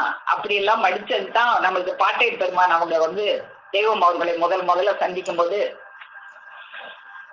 உள்ளே உள்நாக்கை அந்நாளத்துள் ஏற்றி உள்ளடங்கி மாண்டனர்களும் கோடி, அப்படியெல்லாம் நீ நாக்க மடக்கி அன்னாளத்தூள் ஏற்றி அப்படி செய்யும் போது சுவாசம் கட்டுப்படும் அப்படின்னு சொல்லுவாங்க. இன்னும் இந்த கேசரி முத்திரை அப்படின்னு சொல்லும் போது, அட்டை கேசரி முத்திரை, இந்த நாக்க கெட்டியா மடிக்க வேண்டாம், அப்படி மேல் அன்னத்துல ஒட்டி வச்சுக்கணும். அப்படி ஒட்டி வைக்கும் போது அமுதம் பொங்கும் அப்படின்லாம் சொல்லுவாங்க இந்த முத்திரை வகுப்புல. அப்படியெல்லாம் நாம அதுக்கு நமக்கு பெருமானவங்க எளிமையான வழி நமக்கு கொடுத்துருக்கிறாங்க. அவங்க கேட்கிறத, அவங்க கொடுக்கிற உபதேசத்தை கேட்கிறது, அப்படி கேட்கும் போதே இந்த தரமானது பயிற்சி கேசரியாக ஆகும், சரியான முறையில அது ஓடும். அதை நீ அந்த நாக்கை எப்படி ஒட்டி வச்சுக்கணும், அப்படி வைக்கும் போது அந்த மூச்சு உள்ளடங்கும் அப்படின் போது நம்ம அதை பத்தி வெளியே வாய் அறகுறையா புரிஞ்சுக்கிட்டு வெளியே பேசாம அதை உள்ளடக்கி அதை பத்தி சிந்திக்கணும். அதத்தான் நமக்கு அதுக்கப்புறமா நீ கொடு, அப்போ அமுதமா சிந்தி வரும், பொங்கி வரும். மறுபடா சிப்பிதானும் மழை துளி திறந்து வாங்கி இறுக்கி வாய் மூடி முத்து ஈண்டிடும் ஓமை போல. ஒரு சிப்பி எப்படி தன்னுடைய 2 இதழா இருக்கும். ஒரு சிப்பி பூச்சி நம்ம கடற்கரையில எல்லாம் பார்த்தா தெரியும், அப்படி 2 இதழாக இருக்கும். அந்த 2ம் அப்படியே மூடிக்கணும், அப்புறம் திறக்கும். மழை வர்ற மாதிரி இருக்கும் போது அந்த 2ம் திறந்து கடலோட மேல அந்த கடலோட ஆழத்துலதான் இருக்கும் அந்த சிப்பி பூச்சி. அந்த மழை வர்ற நேரத்துல அந்த கடலுக்கு மேல அந்த இதழ்களை விரித்து அப்படியே நடனம் ஆடுற மாதிரி ஆடிக்கிட்டே இருக்குமா. ஒரு மழை துளி அதுக்குள்ள விழுந்ததும் அப்படியே டப்புன்னு அந்த 2 இதழும் மூடி இறுக்கி மூடி அந்த மழை துளி வெளியே கசிஞ்சிராதபடிக்கு மூடி அப்படியே கடலுக்கு அடியில போய் அது எத்தனையோ ஆண்டுகளாக ஒரு மழை துளி அது ஒரு முத்தாக இறுகி உருவாகிறதுக்கு எத்தனையோ ஆண்டு காலம் ஆகுமா. அது போல அந்த மறுபடா சிப்பினானும் மழை துளி திறந்து வாங்கி இறுக்கி வாய் மூடி அதை முத்தா விளைய வச்சு கொடுக்கிறது போல குருபரன் உபதேசத்தை, அந்த நாவு, அருள் நாவு, அந்த வேத நாவு, அது கொடுக்கிற அந்த உபதேசத்தை நீ செவியில வாங்கி, இந்த செவி கதவை திறந்து அதை வாங்கி அதுக்கப்புறம் உள்ளத்துக்குள்ள வச்சு அதை இறுக்கி மூடி அதை பத்தி சிந்திச்சு அதை விளைவேற பண்ணி பொறுத்து வாய் மூடி காத்தால் பொங்கிடும் காமதேனே. அப்படி மூடி காக்கணும். அதுதான் அந்த அண்ணாக்குல வச்சு வாயை மூடுறது இல்ல, வாயை மூடுறதுனா எப்படி அப்படின்லாம் நமக்கு பெருமானவங்க எடுத்து கொடுக்குறாங்க. அப்படியாக இந்த கேசரி அப்படிங்கிறது என்ன அப்படின்னா, சரத்தை ஒழுங்குபடுத்துவது, சரத்தை சரியாக செய்வது. அதுக்கு நம்ம மூக்குலையோ நாக்குலையோ கை வைக்க தேவையில்லை. நாம கை வைக்க வேண்டியதெல்லாம் அவர்களுடைய அந்த வாக்குல மட்டும்தான் நாம கை வைக்க வேண்டும். அதுதான் நம்மளை சரிப்படுத்தும். அது நமக்கு பெருமானவங்க பூமியை கண்ணில கூட நமக்கு எடுத்து கொடுத்திருப்பாங்க. அண்ணாக்கை மூக்கென்று அறைந்த மொழி வீணருக்கு உண்ணா கொடி மரமென்றோதா தூரைத்தது சின்னாளும் நாக்கின் வழி சென்றேறி ஏறி வர சொன்ன சொத்தப்பாது சித்திக்கும் பொங்கிலியே. அப்ப அவங்க சொன்ன சொல்லை தப்பாது நம்ம கேட்கிறது. இந்த அந்நாக்கு உள்நாக்கு அதுதான் அப்படின்னு சில இடத்துல சொல்லியிருப்பாங்க. அது எல்லாமே நம்முடைய உள்நாக்கோ அண்ணாக்கோ இல்ல, அவங்களுடைய அந்த திருநாவை நம்முடைய நாவாக மாற்றிக்கொள்ளணும். அவங்களுடைய அந்த கருவிக்குலங்களை நம்மளுடைய கருவிக்குலமாக நாம மாற்றிக்கொள்ள வேண்டும். அதுதான் நமக்கு பிராணாயாமமாக இருக்கும். அதுக்குதான் ஒரு சித்தர் நூல்ல துருத்தி எனும்படி கும்பிட்டு வாயுவை சுற்றி முறுக்கி அறுத்தி உடம்பை உருக்கி எண்ணாம் சிவயோகம் என்னும் குருத்தை அறிந்து குருநாதர் சொல்லும் கருத்தை மனத்தில் இருத்தும் கண்டீர். நீ துருத்தி, நாக்க துருத்தி, முறுக்கி, மூச்சை பொத்தி இதெல்லாம் ஒன்னும் உடம்ப முறுக்கி கிறுக்கி ஒன்னும் செய்ய வேண்டாம். நீ செய்யறதல்ல சிவயோகம்லாம் என்ன அப்படின்னா, குருநாதர் சொல்லும் கருத்தை மனத்தில் இருத்து, அதுதான் உனக்கு யோகமாக இருக்கும் அப்படின்னு போகர் சித்தர் அவர்களுடைய நூல்ல இருக்கு. அப்படியாக இறைவன் தருகின்ற அந்த ஒலி தரு வார்த்தைகள், அந்த ஒலி தருகின்ற வார்த்தைகள், அதுதான் நமக்கு கேசரி நடையாக இருக்கிறது. அதை கேட்கறது தான் நம்முடைய சரத்தை ஒழுங்கு செய்கின்ற ஒரு கேசரி நடையாக இருக்கிறது. அப்போ நாம இன்னைக்கு பார்த்த இந்த திருவாக்கியம்,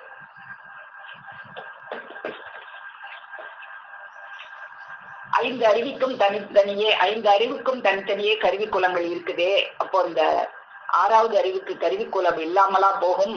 அந்த கருவிக்குலம் என்ன செய்யும் அப்படின்னா, உன் நெஞ்சை இருகூறாக பிளந்து அதில் ஜீவ முதலை காண்பிக்கும். நம்ம நெஞ்சை இருகூறாக பிளக்கிறது எது? நமக்கு கூட பெருமான் அவங்க எடுத்துட்டு இருப்பாங்க, முச்சந்தி தனிலே நிறுத்தி பிளந்து பித்தெடுத்து, அப்படி எதை வச்சு நம்மளை அப்படி பிளக்குறாங்க? அவங்களுடைய அந்த வாக்கென்னும் வாழ், அதுதான் கூர்மையான வாழ். அந்த வாழ் கொண்டுதான் அவங்களுக்கு நம்ம அந்த ஆபரேஷன் எல்லாம் நமக்கு பண்றாங்க. அப்போ அந்த நெஞ்சை இருகூறாக பிரித்து தைத்துமே வடுவும் காணா சாதகம் செய்திட்டாரு, இந்த கருவிக்குலங்களை எல்லாம் மாத்தி. அப்போ அந்த கருவிக்குலம் நமக்கு வந்த உடனே இந்த மற்ற கருவிக்குலங்களும் மேம்பாடு அடையுதுன்னு நம்ம பார்த்தோம். அப்போ இந்த மற்ற கருவிக்குலங்கள் எல்லாம் தூக்கி ஆங்காங்க வீசி, நம்ம அக்கா கூட பேசும்போது அடிக்கடி சொல்லுவாங்க, பக்கத்துல வீசினா கூட சரியாதுன்னு தூரி தள்ளி வீசி புது புது கருவிகளை எல்லாம் அங்கங்க பதிச்சு நமக்கு அவங்களுடைய அந்த அருள் நாவை என்னைக்கு நம்முடைய நாவாக நம்ம மாற்றிக்கொண்டு நம்ம பேச ஆரம்பிக்கிறோமோ அப்பதான் நம்முடைய கருவிக்குலங்கள் எல்லாமே புது புது கருவிக்குலங்களாக மாற்றப்பெறுகிறது.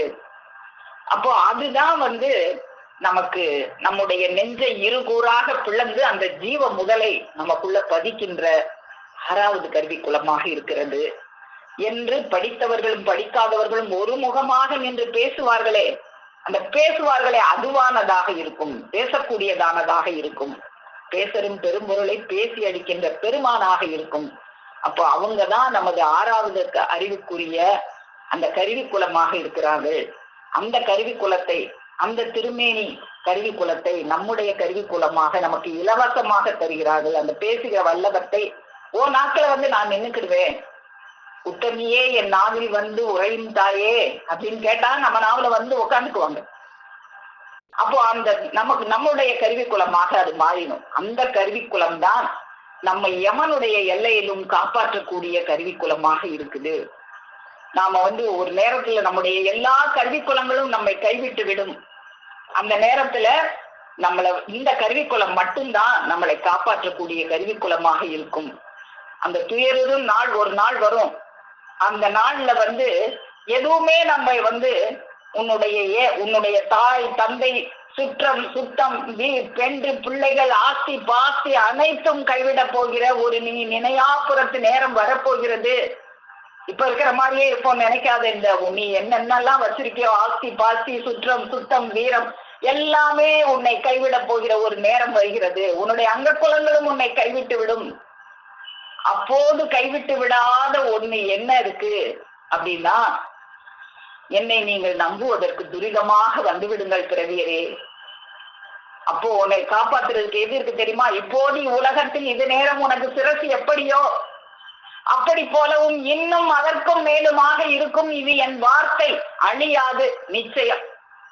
அவங்களுடைய வார்த்தை, அந்த வார்த்தையை தரக்கூடிய திருநா, அது மட்டும்தான் நமக்கு அந்த நினையாப்புறத்து நேரத்தில் துணையாக நிற்க போகிறது. அப்போ அந்த வார்த்தையை தரக்கின்ற அந்த திருநாவுதான் நமக்கெல்லாம் ஆறாவது அறிவின் கருவிக்குலமாக இருக்கிறது. அது தான் ஆறாவது அறிவுக்கு பிரகாசத்தை தருகிறது, மற்ற கருவிக்குலங்களுக்கும் வல்லமை அளிக்கிறது. அப்படியான ஒரு கருவிக்குலம் அது எல்லாருக்கும் கிடைக்காது. அந்த அறிவுக்குலம் அது கிடைக்காத வரைக்கும் எல்லாரும் ஐயறிவு நுகர்ச்சியிலேயே கிடந்து உழல வேண்டியதுதான். நம்மளுக்கு அப்படி ஒரு கருவிக்குலம் வலிய நம்மளை தேடி நம்ம கிட்ட பேசி நமக்கு அதை இனாமாக தந்து கொண்டிருக்கிறார்கள். இன்னைக்கும் தந்துகிட்டு இருக்காங்க, நேற்றும் தந்தாங்க, இனியும் வரப்போற மக்களுக்கு எல்லாம் தந்து கொண்டிருக்கிறார்கள். அப்படிப்பட்ட பெருமானவர்களது பொற்பாதம் போற்றி பணிந்து நமஸ்கரித்து என் முத்தி பேருரை மேலும் மேலும் முழங்கும் என்று கூறி உங்கள் அனைவரிடமிருந்து விடைபெறுகிறேன்.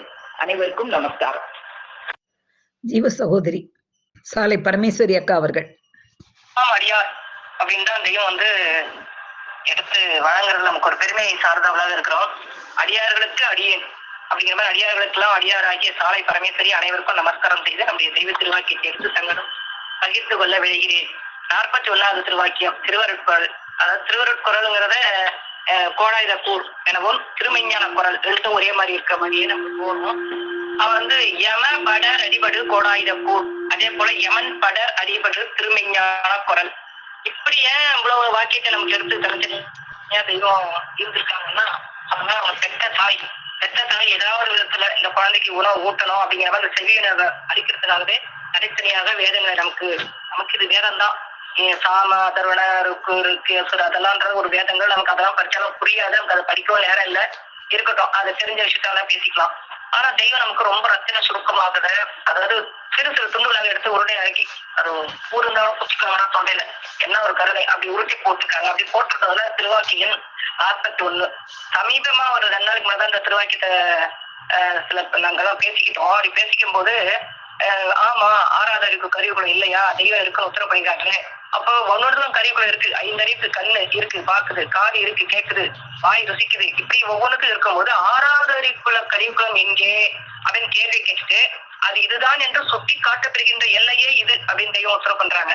அப்ப அதை சுட்டி காட்டுறாங்க அப்படிங்கும்போது அதை சுட்டி காட்டும் போது அவங்க யாரெல்லாம் காட்டினாங்களோ அவங்க அனுபவிச்சிருப்பாங்க கண்டிப்பா. அப்ப நம்ம யோசனைக்கு அது இருக்குதானே எட்ட வரல. அப்ப அந்த 6வது இருக்கிற கருவிக்குள்ள என்ன, தன்னைத்தானே அறிந்து கொள்ளுங்க அந்த பிரத்யேகமான அறிவு. அதுதான் அது 6வது அறிவு. அது பகுத்தறிவு அப்படின்னு வெளியுலகத்துல சொல்றாங்க. பகுத்தறிவா வைத்தறிவா அப்படின்னு பார்த்தா அது வெறும் வைத்தறிவா தான் இருக்கு. அப்ப பகுத்தறிவு இல்ல. ஒவ்வொரு கருவிக்குள்ள இருக்குனாக்கா கண்டிப்பா அதுக்கு இருக்கணுமே. கண்ணுன்னு சொல்றாங்க, காதுன்னு சொல்றாங்க, மூக்குன்னு சொல்றாங்க, இதெல்லாம் தெரியுது. அப்ப 6வது அறிவுக்குரிய கருவிக்குளம் எங்கே? அப்ப கண்டிப்பா இருக்குன்னு சொல்லிட்டாங்க. அப்ப அந்த 6வது அறிவுக்குரிய கருவிக்குளம் இதுதான் அப்படி என்று சுத்தி காட்டப்படுகின்ற எல்லையே அப்படின் போது பார்க்க நிறைய திருவசனங்கள் வாக்கியங்கள்லாம் எடுத்து சொன்னாங்க. அதுல நம்முடைய தெய்வம் அவருடைய முழு திருமை அதுதான். அதாவது 6வது அறிவே மெய்யே மெய்ப்பேசுகிறது பிறவியிலேங்கும் போது அந்த மெய்யே மெய்ய வைக்கிறதால்தான் நமக்கு அப்படின்னு தெரியுது. எப்படின்னு தெரியுதுனாக்கா அந்த 6வது அறிவு நமக்குள்ள அவங்க குடிக்கொண்டிருக்காங்க. நமக்குள்ள அவங்க எப்படி குடிக்கொண்டிருக்காங்க? கடவுள் கடத்துக்கு உள்ள அப்படிங்கிறாங்க. கடத்துக்கு உள்ளன்னும் போது கடத்துக்குள்ள என்ன இருக்கு? தெய்வம் உத்தரவு பண்ண மாதிரியே மாமிசம், ரத்தம், இத்தியாதி எல்லாம் இருக்கு இந்த உடம்புக்குள்ள. அப்பேற்பட்ட அந்த உடம்புக்குள்ள அந்த கடவுள் எப்படி போய் ஏறி இருக்காங்க? அப்ப அந்த கடவுளை தேடுபுறத்தோட உத்தரவு பண்ணுவாங்க. அப்ப அவங்க கடவுள் எங்க இருக்காங்க அப்படிங்கிறத கொஞ்சம் விளைவிக்கிற மாதிரிதான் இருக்கு அந்த இடமும். அதே மாதிரி அந்த வாக்கறிவு பிரத்யேகமாக மனுஷனுக்கு கொடுத்திருக்காங்க. அந்த வாக்கறிவோட செவியறிவு, அந்த வாக்குக்கு செவிக்கும் கண்ணும் காதுனே பெற்ற மனுக்கு எல்லாம் பண்ணுலா பதம் பற்றிப்படாருமே. அப்ப அந்த கண்ணுக்கும் செவிக்கும் தொடர்பு வச்சிருக்காங்க. அதனாலதான் தெய்வம் மானிய பதிவு ரொம்ப அழகா வச்சிருப்பாங்க. அந்த இடம் எப்ப வேணாலும் கண்முறை நிற்கும். அது கலைமலிந்த உன் நடன காட்சி, அது நடன காட்சி என்றால் அது எப்படி கண்கொண்டு அல்லவா காணக்கூடியது, அது செவிக்கு இல்லை இனி அப்படிங்கிறாங்க. அப்ப அந்த நடனம் எப்படியா இருக்கும், எப்பேற்பட்ட நடனமா இருக்கும், அதை அனுபவிக்கிற அந்த உறுப்பு புலன் எதுவா இருக்கணும். அப்ப கலைமலிந்த உன் நடன காட்சி செவிக்கு இல்லை இனின்னு போதே அந்த நடனம் எங்க இருக்குது? தை தை தைன்னு தெய்வம் உத்தரவு பண்றாங்க. இப்ப கூட அந்த சத்தம் கேட்டுக்கிட்டு இருக்கு அப்படிங்கிறாங்க. அது போல இன்னைக்கு 6வது அறிவுக்குற கருவிக்குளம் அப்படின்னு போது அந்த திருவாக்கியத்தை இப்ப நான் படிச்சுக்கிறேன். இப்ப அக்கா பேசணும். அப்ப அந்த பேச்சு அழினாவோனே அமுதனாவோ நாக்கனாதான் பேச வருது. அழினாவாதான் இருக்குது. இந்த புழுக்கள் உண்டாகுது அப்படின்னாங்க. முதல்ல ஏற்படுற அது புழுதான். அது கூட வெளியுலகத்துல சொல்லி கேள்விப்பட்டிருக்கேன். நாக்குல புழு வச்சிரும். நினைச்சு பார்த்தா அவ்வளவு ஒரு பூசுது. அது பேசிடனா பூசுதையா அப்படிங்கிற மாதிரி நாக்குல புழு வைக்கிறதா தெய்வமே. நாக்கு புழுத்து போயிடும். அழிவுக்குள்ள பேசாத என்னமோ சொல்லிப்பாங்க. ரொம்ப நாளைக்கு அப்புறம் பேர் எனக்கு நினைவுக்கு வருது. அப்ப அந்த புழு தொல்லும் எப்படி சொல்லும்? புழு எப்படி சொல்லணும்? நமக்கு ஒரு புழு வெளியே பார்த்து இருக்கே அது இப்படி நம்ம உடம்புலயே உண்டாகிறத ஒரு இடத்துல இடத்துக்கு போகுமா அப்படின்னு நெருக்கி ஊறிக்கிட்டு இருக்குமோ அந்த தேகம் இருக்கும். அப்பேற்பட்ட தேகெல்லாம் வேணாம் செய்யமே. பழுதுபடா தேகத்தை வச்சுங்க. அது பொன்மையா இருக்கணும். பொன்மையை இங்கிசக்கூடிய அந்த பொருடம்பா எனக்கு வேணும். இதெல்லாம் ஆசைப்பட்டோம்னா அவங்க போடுறதுக்கெல்லாம் இங்க ஒண்ணும் இல்லை. எடுத்துக்கட்டி எளிமையான வழியிலே நம்ம ஃபாலோ பண்ணிட்டோம்னா நமக்கு சொர்க்கவரி வாழ்வுதான் நிச்சயம் வாய்க்கும். அந்த சொர்க்கவரி வாழ்வு தெய்வம் அழகா உத்தரவு பண்ணியிருக்காங்க. விட்டுல எடுத்து சொல்றாங்க, திட்டுறாங்க, அதாவது கெஞ்சுறாங்க, கொஞ்சுறாங்க, மிரட்டுறாங்க, திட்டுறாங்க, வயிறுன்றாங்க, வயிறாங்க. ஆனாலும் எடுத்து அனைத்து மார்போட அவங்க அணைச்சு அருகிருத்தி சொல்லிட்டு வராங்க. அப்படி இருக்கும்போது இந்த பேசணும் பேசணும் பேசணும்னா நமக்கு பேசுறது நாவு அப்படின்னு தான் தெரியுது. ஆனா அந்த நாவை பேச வைக்கிறது எப்படி, அதுக்கு ஒண்ணு இருக்கு. அது தெய்வம் அவங்களுடைய கருணையினால நமக்கு தெரிவிக்கும்போது தெரிவிப்பாங்க. அது இப்போதைக்கு நம்ம அது வச்சுக்குவோம். அப்ப இந்த நாவு பேசணும்னாக்கா எப்படி இந்த தாடை அசையுது, மேல் தாடை அப்படியே இருக்கு, கீழ் தாடை மட்டும் அசையுது அப்படின்னா அப்ப நிறைய பேர் பேச்சு வராம இருக்கலாம். அவங்களுக்கு என்ன காரணம், ஏன் அவங்களுக்கு பேச்சு வரல அப்படின்னு நம்ம கொஞ்சம் யோசிக்கணும். இப்ப சில பேருக்கு ஆப்ரேஷன் எல்லாம் பண்றாங்க. சில நேரத்துல ஆப்ரேஷன் எல்லாம் சக்சஸ் ஆகும் ஆகாது அப்படின்னு சொல்றாங்க. அப்ப எதனால அது பேச்சு அவங்களுக்கு வரல? அப்ப நமக்கு பேச வருது, நமக்கு பேச வச்சிருக்காங்க, நம்ம எப்படி பேசுறோம்? ஊமையா இருக்கவங்க எப்படி பேசல? அது ஒரு கேள்வியை மட்டும் நான் இங்க வச்சிடறேன். அதுக்கப்புறம் தெய்வம் அந்த திருமஞான குரல்ல உத்தரவு பண்ணும்போது எப்படி உத்தரவு பண்றாங்க அப்படின்னா, திருவாக்கியன் 74 வாட்டிற்கு எத்தனை அறிவு? பார்க்கிற அறிவு, சுவைக்கிற அறிவு, கேட்கிற அறிவு, நுகர்கிற அறிவு, உணர்கிற அறிவு, 5 அறிவு. எல்லாம் தெரிஞ்சதுதான். ஏன்னா தெரிஞ்சதை முதல்ல நம்ம கொடுத்துட்டு அதுக்கப்புறம் அவங்க வேலைக்கு கொண்டு போறாங்க. நீ தேவப்பிறப்பு எடுப்பதற்கு முன் உனக்கு எத்தனை அறிவு இருந்தது? வாட்டிற்குள்ள அதே 5 அறிவு தான். 6வது அறிவு அறிவதற்கு உன் அதை பத்தி நீ என்ன நினைத்தாய்? 5 அறிவு போல அதுவும் ஒன்றுதான். அப்ப இதெல்லாம் நமக்கு யோசனை பண்ண வைக்கிறாங்க. நமக்கு இதெல்லாம் யோசனையே வராது. எங்க வெளி உலகத்துல இருக்கவங்க கூப்பிட்டு இதுன்னு சொல்லி பாருங்க, நிச்சயமா சொல்ல மாட்டாங்க. அப்ப மிக சாதாரணமாய் நினைத்தாய், ஆனால் இப்போது அது எவ்வளவு பெரிதாய் மகிமை உள்ளதாய் வலுப்பெற்றதாய் உனக்கு தெரிகிறது. இவ்வளவு பெரிதாகிய ஒன்றை உனக்கு ஒருவர் தர அதை பெற்ற நீ அவருடைய பெருமையை பற்றி பிறகு சிந்தித்தாயா? பிறரிடம் அதை பற்றி பேசினாயா? இல்லை. 6வது அறிவை பெறாத போது அதன் பெருமை தெரியாதிருந்தது சரி. பெற்ற பின்னும் ஏன் சிந்தித்து பேசவில்லை? அதுதான் பெரியவங்க படல சிந்தித்ததெல்லாம் என் சிந்தை அறிந்தே உதவ வந்த கருணை மழையே பராபரமே அப்படின்னு ஒரு பாடல ஆயுமானவர் நினைக்கிறேன் சொல்லியிருப்பார். இவ்வளவு பிரம்மாண்டமான ஒப்பற்ற அரியதாகிய இதனை இது நாள் வரை வெகு சாதாரணமாக நினைத்து விட்டோமே என்ற ஆச்சரியம் உனக்கு ஏன் வரவில்லை? இந்த ஆச்சரிய அசைவு அதுக்கு ஒரு திருவாய்க்கு உத்தரவு பண்ணியிருக்காங்க. இந்த மெய்யை பற்றி பேசும்போதும் கேட்கும் போதும் எம்முடைய அங்கப்புலங்கள் எவ்வளவு ஆத்திர அசைவு திறன்கள் இருக்கின்றனவோ அதில் 1/4 பங்காவது இந்த மெய்யை பற்றி பேசும்போது அங்கப்புலங்கள் ஆத்திர அசைவு பிறங்கணும் அப்படின்றது தெய்வ ஆங்கை. எம்மிடம் பெற்ற 6வது அறிவின் சிறப்பை பற்றி நீங்கள் யாராவது எடுத்து பேசுகிறீர்களா என்று இதுவரை பார்த்தோம். யாரும் பேசவில்லை. ஆனால் இன்று நாமே பேசுகிறோம். அதுக்கு நம்ம காலம் கொடுத்து பார்த்திருக்காங்க. அப்ப 6வது அறிவை பெறாதது அதை பற்றி என்ன நினைக்கிறான்னா, 6வது அறிவா அதுதான் பகுத்தறிவு என்று எளிதாக சொல்லி விடுகிறார். இதே தெய்வம் அப்படியே காட்டிட்டே போயிட்டு 6 அறிவு 5 அறிவு சேர்ந்தாலும் அதுக்கு 6வது அறிக்கை இணையாகுமா அப்படின்னு கேட்கிறாங்க. இவ்வளவு ஆகாதே ஐயரே உணர்ச்சி எக்கோடி காலத்தும் அழியா நரக அவஸ்தையை தருவது. அதைத்தான் நம்ம இப்ப பண்ணிக்கிட்டு இருக்கோம். ஆனால் 6வது அறிவோ எக்கோடி காலத்தும் மங்காத நித்திய பேரின்ப மகிழ்ச்சிகர வாழ்வை அளப்பது. அளக்குறாங்க. அளக்கிறதுனா எப்படி அளக்குறாங்க? அவங்க கஜானா எடுத்து வாரி வாரி வழங்கி அந்த நித்திய நமக்கு அழைச்சிட்டு இருக்காங்க. அது அழிக்க அழிக்க அது அக்ஷய பாத்திரம் வளர்ந்துகிட்டே இருக்கும். இதை நாம யார் எடுத்து அவங்க வழங்கினாலும் நமக்கும் அது வளரும், கொடுப்பவங்களுக்கும் வளரும், வாங்குறவங்களுக்கும் வளரும். நம்ம கொடுக்குற பொருள் இந்த உலகாய பொருள் தேஞ்சு போயிடும். அது நம்ம கிட்டையும் குறையும், அவங்களுக்கு அந்த நேரத்தோட சரி. ஆனா தெய்வம் கொடுக்கக்கூடிய இந்த பெருமுதல் வளரும், கொடுக்கறவங்களுக்கும் வளரும், வாங்குறவங்களுக்கும் வளரும். அப்ப இதுல எல்லாமே சமன்ற மாதிரி தெய்வம் ஆக்கிடுறாங்க. அப்ப 5 அறிவு மிருகங்கள் பெற்றிருக்கிறதால உங்களுக்கு ஒன்றும் பிரயோஜனமும் இல்லை. அது அதை வச்சு பாவத்தை சம்பாதிக்கல. ஆனா தன்னுடைய குயிக்தி, அது குயிக்தின்றது ஒரு வார்த்தை பத்தாது மனிதனுக்கு. எவ்வளவு பெரிய வார்த்தை பாருங்க, குயிக்தி. அவற்றை துஷ்பிரயோகம் செய்து பாவ பழுவை சம்பாதித்துக் கொள்கிறார். அதனாலதான் பாவமே கட்டி ஏறுது, தோஜம் கட்டி ஏறும். நீ தோஜம் கட்டி ஏற்றிருக்கிறாங்க தெய்வம். ஆனா நம்முடைய அறிவினால குயிக்தி புத்தினால, அதுதான் இன்னைக்கு காலையில பேசும்போது கூட எனக்கு தெரியாது அப்படின்னு நினைக்கிறவங்களுடைய எண்ணம் என்னுடைய எண்ணமாகிய கைப்பற்றாது. யாதொருவருக்கு தான் செய்கிற காரியம் எமக்கு தெரியாது என்று நினைக்கிறானோ அவனுக்கு என்னுடைய எண்ணமாகிய கை போய் தொடாது அப்படின்னு ரொம்ப வெளிச்சமா தெய்வம் உத்தரவு பண்ணியிருக்காங்க. அழியாத தண்டனையாகிய நரக அவஸ்தையை அடைகிறான். அந்த அகோகதிலிருந்து தப்பிக்கவே இவனுக்கு தனி சுதந்திரமாக, தனி சுதந்திரம் நல்லா கேட்டுக்கோங்க. இந்த சுதந்திரன்றது நமக்கு தெரியும்.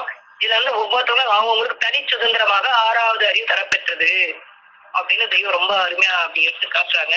தன்னை அறிவும் அது என்னன்னாக்கா 6வது அறிவு, அதாவது தன்னை அறிகிற தனி அறிவு. அப்ப தன்னை அறிகிற தனி அறிவு அப்படின்னா என்னன்னா, தன்னை அறிந்தது உன்னை ஐயா, நீங்க எனக்கு கிடைச்சிக்கிட்டீங்களே, இப்படி வாய்ச்சி கொட்டீங்க, வசந்த காலம், அந்த வசந்த காலத்துல நாங்க குறிக்கிட்டோம் அப்படிங்கிறது தெரியுதே. அது தன்னறிவு. தன்னறிவுன்றது தெய்வம் தன்னை அவங்களை கூப்பிட்டு வச்சு இதுதான் நீதான் நாடு, நான் தான் இதை பார்த்துப்போம் அப்படின்னு தெய்வம் சொன்னாங்க. அது அவங்க காலத்துல இன்னைக்கு நமக்கு வந்து இப்படிதான் அவங்க வெளியாக்குறாங்க. ஐந்தறிவால் பெற்ற அவஸ்தை வாழ்க்கையை இல்லாமல் ஆக்கி நித்திய பேரின்ப வாழ்க்கை இவன் தலையில் சூட்ட துவஜம் கட்டி நிற்கிறது. அதை பத்தி நம்ம தெய்வம் அந்த அறிவுல எடுத்துட்டு 6வது அறிவு, அந்த 6வது அறிவுக்கு எப்படி எல்லாம் பலன் தருது அப்படின்றத வெளியாக்கிட்டே வராங்க. அந்த ஆதிமை உதய போராட்டத்தை எடுத்தோடனே அதுல இன்னும் சங்கமா இருக்கு. நிறைய பேர் காத்துட்டு இருப்பீங்க. மிக சுருக்கமாக எடுத்துக் கொள்கிறேன். வாய்ப்பேசி வயிறு வழக்கம் சொல்லி அந்த பாடல் படிச்சுட்டே வந்து அந்த பாடல்ல மெய்வெளி உள்ளதா அக்கா சொன்ன மாதிரி இன்னொரு பாடல், நீந்தியடி தொழுது எழுந்து வணங்கி நின்றே நிச்சயத்தை கண்டு வரும் தந்த வாக்கே. அந்த வாக்கு எப்படி இருக்கு அப்படின்னாக்கா, வாக்கான வாக்கு இது மெய் வழி நூல் வாக்கின், மற்றதெல்லாம் மெய் வழி கிடையாது. அந்த வாக்கான வாக்கு இது மெய் வழி நூல் வாக்கின் வசந்தேர்த்து விட வரைக்கும் கழித்த வாக்கு. வாக்கு இது செல்வாக்காகும். வாக்குன்னா வாக்கு எப்படிப்பட்டவனா அந்த நாட்டுக்கு செல்லக்கூடிய வாக்கு. வாக்கான வாக்கு இது செல்வாக்கென்றும் எப்படி சொல்லுவாங்க, வந்தரி வந்தரி எல்லாமே வாழ்வது மெய். இந்த செல்வாக்க பெற்றாதான் நம்ம வாழ்றது மெய்யாகும் அப்படிங்கிற இந்த படத்தை தெய்வம் உத்தரவு பண்றாங்க. அப்ப வாக்குடைய வாணி என்ற ஆசான் பாதம் வணங்கியடி தொழுது புகழ வாக்கு. வாக்குடைய வாணி அதைத்தான் அங்க உத்தரவு பண்ணுவாங்க. வாக்குடைய வாணி என்றன், அதாவது இந்த தொண்டைன்னு ஒண்ணு இருக்கு பாத்தீங்கன்னா, அந்த தொண்டை வந்து எவ்வளவு தொந்தரவு பண்ணாங்க. அக்காவும் தான் இப்ப புழக்கினாங்க. அதை ரொம்ப ஆச்சரியப்பட்டுதான் சொல்லிக்கிறேன். நிலைமை கொஞ்சம் சரியில்லாதனால கொஞ்சம் ரொம்ப இடர் பண்ணிட்டே இருக்கு. அது சரியா வச்சுக்கல. அது தப்பு எங்க என்கிட்டதான் இருக்கு. அதை நான் இனிமேதான் கொஞ்சம் கொஞ்சமா தெரிஞ்சு புரிஞ்சு மாத்திக்கிட்டே வரணும். அப்ப அந்த வாக்கு வலுவேற்ற ஏறி பேச வந்ததங்கள் பிறவிகளால் மௌனி 2வது முடிக்கிறாங்க. 4 பேர் வந்தாங்க. 2 மௌனியா போயிடுச்சு. ஒண்ணு வந்து கடையை விரித்தோம் கொள்வாரில்லைன்னு சொல்லிட்டு அவங்க விலகிக்கிட்டாங்க. அவங்கதான் பெரியப்பா. அதுக்கப்புறம் வந்தது நம்முடைய தெய்வம். அவங்க என்ன பண்ணாங்க, அவ்வளோ சம்பாதிச்சாங்க. சம்பாதிச்சது தானே வச்சுக்கல, அனைவருக்கும் பகிர்ந்தாங்க, இலவசமா பகிர்ந்தாங்க. அதுதான் மாநிலத்தில் ஒரு கருத்து தெய்வம் ஒத்துருப்பாங்க. வழியே வந்தவள் கிழவி மாட்டேன் என்றவள் குமரி என்ற ஸ்லோகத்தடை போல இருக்கு அப்படிங்கிறாங்க. அப்ப தெய்வம் அவங்களா இறங்கி வந்தாங்க. இறங்கி வந்து கூத்தனால நமக்கு வந்து அந்த மகிமை பெருமை உன்னதம் அதெல்லாம் தெரியாமலே வந்துருச்சு. ஏன்னா நிறைய இடத்துல அந்த வாக்கை பத்தி தெய்வம் உத்தரவு பேசி வராங்க. அதை வந்து நம்ம தெய்வ தேடுகொள்ள சொல்லுவாங்க. பெண்ணனாக வடிவெடுத்த பதாம் பூரணி பெத்த தாயே. அவங்கதான் பெற்றாங்க நம்மள. நம்ம நினைச்சிருக்கோம் நம்ம அம்மா தான் பெற்றிருக்காங்க. அம்மா ஒரு கருவி, அவ்வளவுதான். பெத்த தாயே நாவில் என்று பேசும் அம்மா. ஒரு தாய் இப்படி அதாவது மலர் கட்டி ஏகினால் மாலடி சேர்ந்தார். பூ மேல ஏகிறது போறதுன்னா என்ன, ஏகிறதுனா என்ன, போறது தானே. அப்ப பூ மேல ஏறி போக முடியுமா? பூல ஏறி அதை சரஸ்வதி லட்சுமி உட்காடுறாங்களே, உட்கார முடியுமா? அப்ப அதெல்லாம் இல்லையா, இருக்கு அப்படின்னு தெய்வம் உத்தரவு பண்ணுவாங்க. அப்ப அது போல பெத்த தாய் எப்படி நாவல நின்று பேசுவாங்க. அப்ப நாட்டுல வந்து உட்கார்றதுனா நிஜமா அப்படி கிடையாது. அப்ப அவங்க நம்ம எப்படி எடுத்துக்கிறோம், அவங்க வேத வாக்காக தான் நமக்கு இருக்காங்க. அந்த நெடுங்கால யுகத்தவசில் நிறைந்த செல்வி நிற்குலத்தின் நெஞ்சில் வந்து நில்லுங்க. எங்கதான் கூப்பிட்டாங்க, நெஞ்சில் வந்து நில்லுங்க, அங்க இருந்தா நீங்க அதெல்லாம் அளக்கணும் அப்படிங்கிற மாதிரி அந்த பாடல்லையும் சத்தினியே வாக்கு வரம் தாயும் தாய். அந்த வாக்கு வரத்தை யார்கிட்ட போய் கேட்கறனாக்கா அந்த சத்தினி தாயத்துக்கு தான் நம்ம போய் கேட்கணும். அதைத்தான் நம்ம இன்னைக்கு கூட பார்த்தோம் காலையில. பத்தினி உத்தமி அப்படின்னு உத்தரவு பண்றாங்க. உத்தமி பத்தினியே படிக்கிறோம் ஆமானு என்றது பாடல. அப்புறம் உத்தமினும் வருது, பக்கத்திலேயே பத்தினியை வச்சிருக்காங்க. அப்ப உத்தமிக்கும் பத்தினிக்கும் என்னது அப்படிங்கிற ஒரு விஷயம். அந்த மாதிரி இவங்கதான் உத்தமி, இவங்கதான் பத்தினி, எப்படி வராங்க, அந்த 2 வார்த்தைக்குள்ள வேறுபாடு என்ன அப்படிங்கறது இந்த நாளைக்கு தெய்வம் அருள் பண்ணும்போது பேசிக்கலாம். அப்ப வானலோகம் பூலோகம் மாறிட்டாலும் அவங்க சொல்லி வந்த குறியில ஒரு அணு கூட பிசகாது அப்படிங்கிறாங்க. அது ஏன் பிசகாது அப்படின்னா, சோதியாதி குறவர் குல வாணி வாக்கிதம்மே. அந்த வாணி வாசலானதான் இது. ஏதோ அது தலைகளா மாறட்டும், சரஸ்வதியா பெண் வணக்கா மாட்டோம், எதனா மாறட்டும், ஆனா அந்த சொல்லி வந்த குறியில ஒரு அணு கூட பிசகாது. ஏன்னா அது வாணி வாக்கு. வாணிங்கிறது கலைவாணி. உன் நாவில் கலைவாணி குடியிருக்கிறாங்க. அந்த கலைவாணி அந்த நாவை வேதனாவாக வளர்க்கணும். அப்ப அது நீட்டிகிட்டே இருப்பாங்க. அதை வந்து உரியவங்க பேசும்போது அந்த இது வந்து நீட்டிகிட்டே இருப்பாங்க அப்படின்னு தெய்வம் ஒரு திருவாக்கிட்ட உத்தரவு கொள்வாங்க. அதே மாதிரிதான் இந்த தரணி இல்லாத ஒரு தனி சேர்த்துல தெய்வம் அந்த வாக்கை பத்தி எடுத்து கொடுக்குறாங்க. வாக்குடைய வாக்கருளும் வாணி சக்தி. அந்த வாக்கு உடையணும். ஒரு வாக்கு நமக்கு உடையணும்னா அது பிளந்து நமக்கு அந்த பொருள் விளங்கணும் அப்படின்னா வாக்கு அருளக்கூடிய அந்த வாணி சக்தி வளர்ஞான திருநடனம் வழங்குறாங்க. அந்த வளர்ஞான திருநடம் அவங்க கொடுக்கும் போதுதான் நம்ம எடுத்து பருகி கொள்ள வேண்டும். பருக பருக ஆஸ்திக புஜ பல சாஸ்திகம் அப்படிப்பாங்க. அந்த புஜ பல சாஸ்திகராக நம்ம நின்று விளங்குறதுக்கு அவங்களுடைய அருள் நமக்கு தேவைப்பட்டு. இப்படியாக அந்த திருவாக்கியங்களிலையும் மானிய பகுதியிலையும் எல்லாத்துலயுமே தெய்வம். பேரறிவுனா என்ன, அந்த பேரறிவிற்கு ஆகாரம் அப்படிம்பாங்க. பேரறிவிற்கு ஆகாரம் போது பேரறிவு நமக்கு முதல் தெரியணும் இல்லையே. பெற்றது பேரின்பம். அது போல அவங்க விழுங்கி அங்குமிழும் ஆளவாய் திறந்த அதிசயம். அப்ப ஆளவாய் திறந்தா என்ன அதிசயம் கட்டினாலும் அந்த காலத்துல படம் போட்டு காமிச்சிட்டாங்க. ஒரு பெரிய உலகம். அந்த உலகத்துல மலை, கடல், மண், பூமி எல்லாம் சொல்லிட்டு இருக்கோம் அந்த கிருஷ்ணருடைய வாயில. அதுல வந்து அந்த வாய்க்குள்ளார ஒரு கிருஷ்ணர் உட்கார்ந்துருப்பாரு. அங்க வந்து அந்த அம்மா யசோத அம்மாவும் பார்த்துட்டு இருப்பாங்க. அதுக்குள்ள அந்த வாய்க்குள்ள அந்த வாயில கிருஷ்ணரும் அந்த அம்மா உட்காந்துருக்கு. என்ன ஆச்சரியம், ரொம்ப ஆச்சரியமா தான் இருக்கு. அப்பதான் நமக்கு அது புரியல. இப்ப அவங்க எப்படி அதை வெளியாக்குறாங்க அப்படிங்கறதெல்லாம் ரொம்ப சுவைப்படதா இருந்தது. ஆக இன்னைக்கு அந்த பேரறிவு 6வது அறிவாக்கிய பகுத்தறிவு என்ன அப்படின்றது நம்ம திருவாக்கியங்களை தெரிஞ்சுக்கிட்டோம். அப்பா அவர்களுக்கு நமஸ்காரம், மற்ற அனைவருக்கும் நமஸ்காரம். ஜீவ சகோதரி சாலை சலந்திரி அக்கா அவர்கள். கபலுடைய சோதிப்பன்னாளாக வந்து நம்மை அல்வாளித்துக் கொண்டிருக்கும் பிரம்மபிரகாச மெய்வழி சாலையாண்டவர்களை வணங்கி அனைவருக்கும் நமஸ்காரம். இன்னைக்கு தெய்வத்துடைய திருவாக்கியம் எடுத்தோம்னா இதுக்கும் அதுக்கும் அக்கா கூட்டு எல்லாமே இன்னைக்கு தெய்வமும் எப்பவுமே முன்னாடி வந்து உத்தரவு பண்ற மாதிரி இன்னைக்கும் உத்தரவு பண்ணிருக்காங்க. உமையமெல்லாம் ஈஸ்வரித்தாய் கை கலந்தது எங்கே, அத பாடல் ஆரம்பிச்சாங்க. நீ எந்த வேலை செஞ்சாலும் எத்தொழில் செய்தாலும் அந்த பார்வதி படத்தை தவிர வேற எதுலையும் பார்த்திருக்க மாட்டேன். பார்வதி உன்னுள்ள பார்த்திருக்க மாட்டேன், ஆனா படத்துலதான் பார்த்திருப்பேன். நீ அப்படி சொன்னா நம்ப மாட்டேன். என்னிடம் நான் சொல்லணும், இல்லாட்டி என் பிள்ளையும் சொல்லணும். மற்றவங்க யாரும் சொன்னா உங்களுக்கு சரியா வராது. அந்த நூல் பூராவும் அந்த பார்வதி பத்தி தான் சொல்லி வருது. அது காது உள்ள கேட்க முடியுது. கேட்கிற காது வேற, கேட்கறது வேற. அந்த கேட்கிற காதுக்குலாம் யமன் அச்சம் போயிரும், யமன் அதிகாரம் போயிரும் அப்படின்னு எடுத்து கொடுத்தாங்க. அப்புறம் இத்தனை பொருளும் எந்த காலத்தை அறிவும் பண்ணி அந்த பாடல் படிச்சாங்க. அதுல கண்ட சூக்கும் தாண்டி முதல்ல தெரியணும், அப்புறம் தெரியணும். இப்ப தெளிஞ்சிடும் அச்சமெல்லாம் தேசிய வைப்பே ஒன்றி. அவங்கள்ட்ட தெளிஞ்சு தெய்வத்திட வச்சா அது இன்னைக்கு இல்ல என்னைக்குனாலும் 10 வருஷம் செஞ்சு கூட அந்த விளக்கமோ கேள்விக்கோ பதில் நிச்சயம் வச்சிருப்பாங்க. ஒண்ணு நாம் பேச இந்த மக்கள்கிட்ட இருந்து இந்த விட நம்மளுக்கு வந்துடும். கேள்வி மட்டும் எழுந்துருச்சுன்னா பதில் நிச்சயம் வச்சிருப்பாங்க, தெய்வம் கொடுத்துருவாங்க. தூளம் சூக்கமும் காரணம் மகா காரணம். அந்த 4 காரண தேகத்துலதான் வந்து கிடக்கணும். தெளிஞ்சிடும் அச்சமெல்லாம் தேசியர் வைப்பை ஒன்றில் அழிஞ்சிடா சூக்குமத்துள் அடங்கி நீ பார்க்க அந்த சூக்குமம் வரையில இந்த இடத்துல தெய்வம் விளக்குவாங்க. தூளம் சூக்கமும் காரணம் மகா காரணம். அப்ப அந்த சூக்குமத்தில் நீ அடங்கினாதான் உங்களுக்கு 4 தேகமும் தெரியும். ஒரே சூரியன் ஓடிக்கொண்டிருக்கும் பிறவியேறே மாற்று சூரியன் கதியற்ற உலகீரே. ஆனா நீ கதியற்ற ஒரு மாற்று சூரியன் கதியற்ற நாடு இது. ஆனா உங்களோட சொந்த நாடு கோடி சூரியர்கள் உள்ள நாடு. இங்கே விளையாடலாமா இங்கேயும் விளையாடலாம், அங்கே விளையாடலாமா அங்கேயும் விளையாடலாம். நான் நிரூபிக்க வந்திருக்கேன். இது இரவல் நாடு, உனக்கு சொந்த நாடு அங்க இருக்கு. அந்த நாட்டுல வந்து நீ விளையாடலாம், இங்கே விளையாண்டாலும் விளையாடலாம், அங்கே விளையாண்டாலும் விளையாடலாம் அப்படின்னு ஜெகமதி பாட்ட பாடி தெய்வ திருவாக்கில் இறங்கி வச்சு எடுத்து கொடுத்தாங்க. நான் உண்மையிலே கேட்கறவங்க எல்லாரும் ஒரு அதிர்ஷ்டசாலிதான். எந்த அளவுக்கு அவங்கவுங்க புரிஞ்சுக்கிறத பொறுத்துதான். இது ரொம்ப நாள் கேள்வியில இருந்து அவங்கவுங்களுக்கு எப்படியோ விட தெரிஞ்சு இப்ப இன்னைக்கு வந்து கேட்கறாங்கன்னா அது ரொம்ப தெய்வம் ஆகாங்க அக்கா மூலியமா எடுத்து கொடுத்துட்டாங்க.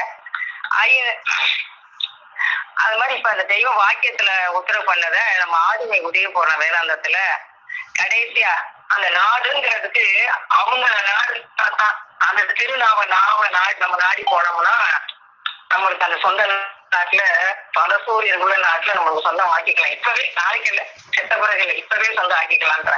சொந்தமவர் எல்லோருக்கும் சுயம்வாழி பூங்கிலேயே. அப்ப வந்த எந்த பாரவான்களுக்குமே அவங்க திருவாக்கியம் வந்து ஒளிநாட வாக்கியத்துல வரல. அப்ப தெய்வம் அமைச்சிருக்காங்கன்னா அப்ப எல்லாருக்கும் உண்டு அப்படிங்கறதுலாம் இந்த ஒன்னே போதும் சாட்சி. வந்தவன் எல்லாரும் கொண்டாந்ததெல்லாம் பெட்டகத்துல இருக்கு. அங்கி போட்டாதான் இவ்வளவு, என் பாட்டுக்கு இவ்வளவுதானா, எவ்வளவு பாடுபட்டேன், ஒரு நேரம் சலிப்பு தட்டும். அப்ப பெரிய கடல்ல ஒரு ஊசி இருந்தா தெரியுமா, அது மாதிரி நம்மளுக்கு இருக்குங்கிறது தெய்வம் கவலைப்பட்டிருக்காங்க. அகில மனுக்குல ஜென்ம சாபலிய எச்சரிக்கை பரிசு. அகில மனுக்குலத்துக்கு இதுன்ட்டாங்க. இது ஒரு ஜாதிக்கோ மதத்திற்கோ சொந்தமற்ற உலகத்தில் சர்வத்திராளுக்கும் சொந்தமானது. இது எல்லோருடைய தாகத்தை தணிக்கக்கூடிய தடாகம் தாங்க. ஏ யமனுடர் சோதரரே நகல் உலகி ஒரே சூரியன் ஓடிக்கொண்டிருக்கும் உலகீரே, மாற்று சூரியனுக்கு கதியற்ற உலகீரே, நாம் வசிக்கின்ற இச்சையின் நகல் உலகத்தே வெளிச்சமும் இருளும் கலந்துற்றன போன்றே யாமும் அவ்வாறே விழிப்பும் உறக்கமும் கலக்கப் பெற்று வருவதே உறக்க நாடகமே அதிகமாக நடித்துக் கொண்டு வருகின்றோம். தூங்குனாலும் உறக்கம்தான், தெய்வத்துடைய வாக்குகள் விளங்காட்டினாலும் அதுவும் உறக்கம்தான். விந்துரைத்த மொழியதனை விளங்கா தோசி மருளியையும் சொல்லி விளக்கின்றார். விளங்குச்சோ விலங்கலையோ பிள்ளையா ஏத்துக்கிட்டாங்க. என் பிள்ளைய என்கிட்ட காட்டி கொடுக்க முடியுமா? காப்பாத்திடுவாங்க. இருந்தாலும் அது கூட போய் ஏதோ அந்த அருள் நாவல திருநாவல கமல நாவல வர்றதை நீ அதுவும் வாங்கி வாங்கி வாங்கி செய்தியில போட்டுக்கிட்டாங்கன்னா அது போய் உனக்கு வாத்தியார் எடுத்து போதிக்கிட்டாங்க.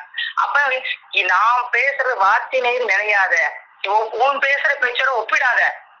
திருவாக்கியம், திருவார்த்தை, திருநாவு, திருவிழா அப்படி பேச பழகிக்கன்னு தெய்வம் உத்தரவு எடுத்து கொடுத்துருக்காங்க. ஒப்பிட்டு பேசாத, அவங்க பாடு வேற பரப்பு வேற எல்லாமே வேற, அதனால அதை அப்படி பேசணும் உத்தரவு பண்ணிட்டாங்க. பேசக்கூட நமக்கு சொல்லி கொடுத்துருக்காங்க. உறக்க நாடகமே அதிகமாக நடித்துக் கொண்டு வருகின்றோம். இது வர வர மிஞ்சி பெரிய உறக்கம் என்னும் பேர் கிடங்கு உலகத்தை தள்ளி விடுகிறது. அந்த திருவிழாவை கேட்கலைன்னா அப்படி கிடங்குல போய் தள்ளி விடுகிறது. இவ்வாறு போய்விட்டவர்களை உன்னியும் போய் கொண்டிருக்கின்றவர்களை எண்ணியும் நாம் உங்களை போலவே நகலுடம்பு எடுத்து உங்களது உலக ஊரகத்து வந்தும் உங்களை பார்த்தும் போகாதே போகாதே என்கின்றேன். இது உங்களுடைய நாடு அல்ல என்கின்றேன். உத்தரவு பண்ணாங்களா இங்க பல சூரியல் நாடு, இது இரவல் நாடு, இந்த நாட்டுல இருக்க வேணாம், அங்க வாங்குறாங்க. இது உங்களுடைய நாடு அல்ல என்கின்றேன். விழிப்புணர்வு ஒன்று இருக்கின்றது என்கின்றேன். அது எண்ணில் கோடி சூரியன் உள்ள நீங்கா நிலம் என்னும் அழியாத நாடு என்கின்றேன். அந்த நாடுதான் அசையுது. அந்த நாட்டுல போய் கலந்துக்கன்றாங்க. அது எமக்கு அடையாளம் தெரியும் என்கின்றேன். அது எம்முடைய சொந்த பெருங்குடியேற்ற நாடு என்கின்றேன். அவ்வச்சமில்லா நாட்டிற்கு உங்களை கூட்டிச் செல்ல மெய் வழியானதும் தெரியும் என்கின்றேன். அதற்காகவே எமது மெய்வளச்சாலையை தன்னரங்க தேர்வுகளை பொன்னரங்கம் இயற்றியுள்ளோம். அதில் உங்கள் அனைவரையும் வரவழைத்து நாம் எல்லோருமாக இருந்து கொண்டு தேவ நடன தேடு ஊடக மந்திராலோசனை நடத்த வேண்டி. தேவ நடனம் அந்த திருநாவல பண்றாங்க. தை சொல்லிக்கிறேன், நாங்கெல்லாம் கேட்டுக்கிட்டு இருக்கோம் அப்படிங்கிறாங்க அனந்தரமம்மா எல்லாம். வேண்டலாம் என்று இருப்பதால் நாம் உங்களுக்கு தந்திருப்பதாகிய இது விண்ணப்பம் என்றோ அறிவிப்பு என்றோ எண்ணாதீர்கள். இது ஒரு வகில மனுக்குல ஜென்ம சாபல்ய எச்சரிக்கை பரிசு. இதற்கு நீங்கள் வந்தால் நிறைந்த சந்தோஷ சரி, இல்லாவிட்டால் அதுவும் சரி என்றுதானே சொல்ல வேணும் அப்படின்னு முடிக்கிறாங்க. அப்ப அந்த நாவல நீங்க கலந்துக்கங்க, திருநாவல கலந்துக்கங்கன்னு கொடுக்குறாங்க. அக்கா நீங்க எடுத்து கொடுத்தாங்க 41 வரைக்கும் 5 அறிவுக்கும் தனித்தனியே கருவிக்குளங்கள் இருக்கு. அப்ப 6வது அறிவுக்கு கருவிக்குளம் எங்கே அப்படின்னு கேள்வியா தெய்வம் கேட்டாங்க. அப்ப மொத்தத்துல உத்தரவு பண்ணிடுவாங்க, தெய்வம் தான் 6வது அறிவு, நம்ம இல்ல அப்படின்னு மொத்தத்துல சொல்லிடுவாங்க. இன்னும் அதுலயே உள்ள போகணும். தோணக்குளிகை மகராஜ் அப்படி போகணுங்கிறாங்களா, தளம் படித்தளம் போற மாதிரி தூளம் சூக்கமும் காரணம் மகா காரணம் படித்தரம் வச்சிருக்காங்க. அப்ப எதுல இருக்கிறோம், அதை விட்டு தூரத்தை விட்டு தாண்டி வந்திருக்கோமா இல்ல தூரத்திலே இருக்கிறோமா அப்படிங்கிறது அவங்கவுங்கள எந்த அளவுக்கு இருக்கிறோமா. அப்ப மொத்தமா சொல்றத விட எந்தெந்த இடத்துல எப்படி உத்தரவு பண்ணிருக்காங்கிறத அக்கா எடுத்து எல்லா பாடல்களையும் இருந்து எல்லாத்தையும் நல்லா அழகா தோர்த்து கொடுத்துட்டாங்க. மாமியத்துல தெய்வம் கொடுத்து வராங்க. அது எப்படின்னா நம்ம 6 அறிவு எடுத்துட்டு அங்கேயுதான் இருக்கோம். அதுலயே குழங்கிக்கிட்டு கவலை தரித்திரியம் அலைஞ்சு திறது பேசுறது தெரிஞ்சுது, நல்லாவே தெரியுது. ஆண்டவங்கதான் முக்கியம், திருவாக்கியம் முக்கியம், அதெல்லாம் பேசணும். வீண் பேச்சுனா நட்டம் தான், சுவாசம் வெளியே போகுது, மேலே போகல, மேலே போன சுல்தான் கீழே போன சைத்தான் நல்லாவே தெரியும். தெரிஞ்சாலும் சில நேரம் அந்த ஐயறிவுல மாட்டிக்கிறோம். அதுக்குதான் திரும்பி மாறாக ஓடுகின்ற மனத்தை மைந்தா மரண பய சவுக்கு கொண்டு ஒரு மாறி அடிச்சா போகாது, திருப்பி நீ மாறி அடிச்சாதான் போகுங்கிறத நம்மளுக்கு தெய்வம் ஏற்படுத்தி கொடுத்து 2 பேர் இருந்து பேசினாலும் சபைதான் நான் இருப்பேன் அந்த இடத்துல நடுவுல அப்படின்னு தெய்வம் எடுத்து கொடுத்து அக்கா ஒரு கருவியை பயன்படுத்தி நம்மளுக்கு முழங்க வச்சிருக்காங்க. அங்கங்க எடுத்து அந்த முழக்கத்துல நம்ம இன்னைக்கு கொஞ்சம் மானியத்துல தெய்வம் கொடுக்குறாங்க. 66ஆம் பக்கத்துல ஆறறிவு உடல் எடுத்து ஐயறிவு உணர்ச்சியிலேயே கிடந்து உழண்டு ஆரோ செல்வதற்கு வழி தெரியாது. அதற்கென்றே தூளமும் அதன் அகப்புற கருவிகளும் வைத்து படைத்திருக்கும் காரணத்தினாலே. அப்ப அகப்புற கருவி வச்சுட்டாங்க. அந்த கருவியை வெளிய நரனுக்கும் நம்மளுக்கு தேவர்களுக்கு என்ன வித்தியாசம் தெரியுது. அந்த அகப்புற கருவிகளை பூரா மாத்திட்டாங்க, வெட்டி எரிஞ்சிட்டு மாத்தி தேவர் ஆகிட்டாங்க.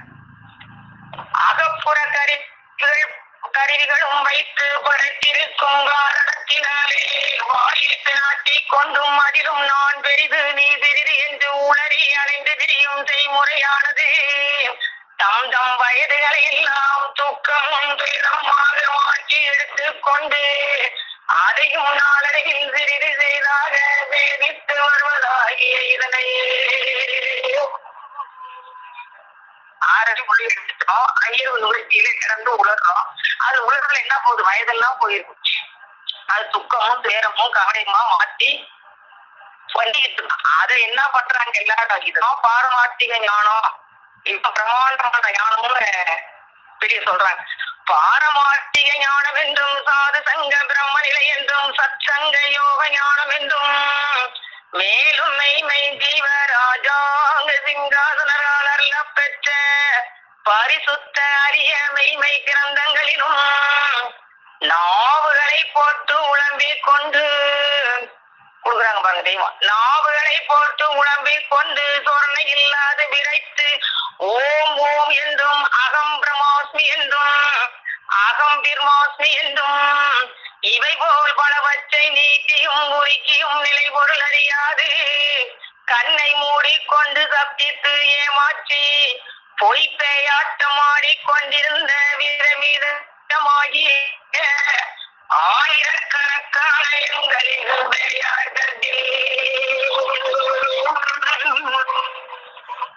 ஒண்ணு ரெண்டு இல்ல, அந்த நாம போட்டு உணர்ந்து ஓம் ஓம் சொன்னா வந்துடும், அகம் பிரமாஸ்மினா வந்துடும், அப்புறம் என்னென்னவோ சொல்லி அப்ப அதை விட்டுலாம் தெய்வம் நம்ம காப்பாத்திருக்கா. நம்ம எவ்வளவு தெய்வத்துக்கு இறைவனுக்கு நன்றியது எட்டா பெருங்கடனா இருக்கிறோம். அப்ப இதையெல்லாம் வச்சு தெய்வம் பார்த்து அவங்க அடிநிலை பாதத்துல நம்ம வச்சிருக்காங்க. திருப்பாத்துல தினம் நன்றி சொல்றதை தவிர மன்னிப்பு கேட்கறத தவிர வேற ஒண்ணுமே செய்ய முடியாது நம்மளால.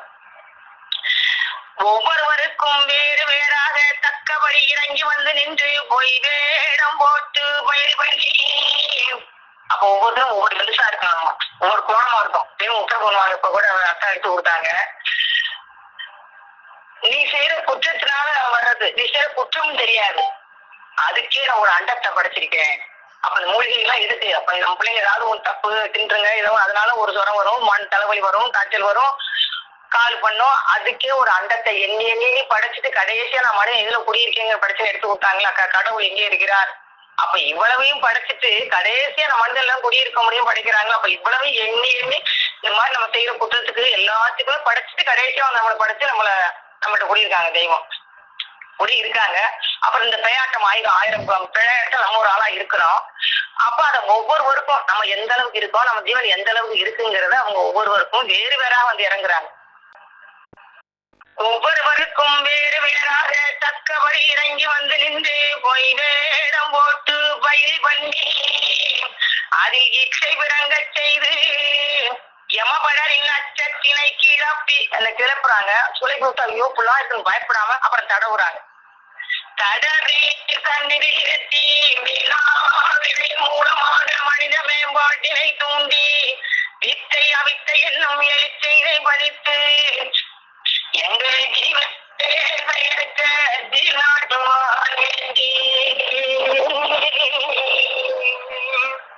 அப்ப அவங்க திருநாவை கொண்டு நம்மளை ஒவ்வொன்றையே அந்த மாதிரி ஏற்றி கொண்டு வராங்க தெய்வம். அப்புறம் அந்த அக்கா எடுத்து கொடுத்தாங்க. காமப்பிறப்புல பிறந்தவங்க நம்ம சாமொழியில போனவங்கள எடுத்துட்டாங்க தெய்வம். அப்ப எப்படி எப்படி இருக்கிறாங்க அதை எடுத்துக்கிறாங்க ஜீவப்பிறவியில.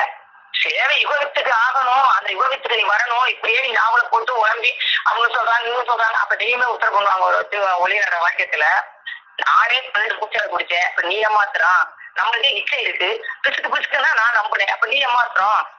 அப்ப அதே மாதிரி தெய்வம் எல்லாமே பட்டுட்டு வந்து நீ அந்த மாதிரி பட வேணாம், என் வாக்கியத்தை படி, என் சொல்ல கேளு ஞான வழி சுருக்கம் இன்னும் எழுதி வச்சிருக்கேன், அதை மட்டும் நீ கேட்டு படிச்சுட்டு வந்தாலே உனக்கு கேட்டுக்கிட்டு வந்தாலே உன் ஜீவன் கடத்தேறிடும் அப்படின்னு எடுத்து கொடுக்குறாங்க.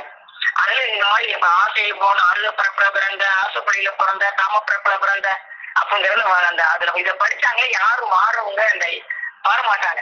இந்த பகுதிய அது தெய்வமா அந்த தலைப்பு கொடுத்துருப்பாங்களே, ஹெட்டிங்க பார்த்தாலே உள்ள என்ன இருக்குன்னு தெரியும் அப்படின்னு உத்தர பண்ணுவாங்க உள்நர வாக்கியத்துல. அது மாதிரி இதுக்கு தலைப்பு பாத்தீங்கன்னா இறுதி ஆதி நீதி போதுதல். இனிமே ஒரு ஆண்டவருக்கோ கடவுளுக்கோ இங்க வேலை இல்லைங்கிறத அந்த கெட்டிங்க கொடுத்துருக்காங்க. இறுதினா கடைசி, ஆதினா முதல். அவங்கதான் நீதியா வரப்போறாங்க. ஜட்மெண்ட் எழுதி தீர்ப்புக்கு வரப்போறவங்க தெய்வம் தான். அவங்க ஓடி வச்சிருக்கிறாங்க. இதை விட நீங்க தர்றாங்க எங்கேயும் கூட அலையாடுங்க, இதுதான் உங்களுக்கு ஜட்மெண்ட், இதை படிங்க உங்களுக்கு போதும். சில பேர் வந்து உங்களுக்கு படிச்சா உங்களுக்கு வந்துருமா, கேட்டா வந்துருமா பண்ற, அதெல்லாம் எதுவுமே கிடையாது. தெய்வத்தோட படிச்சுட்டு இருந்தாலே அவங்க உள்ளே இருக்காங்க, கடத்துக்குள்ள இருக்காங்க. அவங்களே நின்று உங்களுக்கு வாத்தியார போதிக்கங்கிறாங்க. இப்ப அக்கா மூலியமா பேசுறாங்க, எல்லார் மூலியமா எடுத்து கொடுக்குறாங்க. ஒண்ணு நான் பேசணும், இல்ல மக்கள் பேசணும், அந்த மாதிரி நம்ம கொடுத்துருவாங்க. அதனால யாரும் ஏமாந்து இதை விட்டு கடையில் இறுதி வரை நிலைப்பவரே பாக்கியவான். ஒன்னும் தெரியும், மூலமந்திரம் தெரிஞ்சாலே முத்தி, கேட்டுட்டு இருந்தாலே போதும். படிக்க செல்ல தெய்வமே கேட்டுதான் நடந்தீங்களா. ஒண்ணு எடி படுத்துட்டாங்கன்னா நூலை எடுத்து வச்சிரு, வரவங்களை படிக்க சொல்லி கேட்டே இருந்துட்டாங்க தெய்வம். அந்த மாதிரி கேட்டாலே போதும். ஆதியிலே காம வீர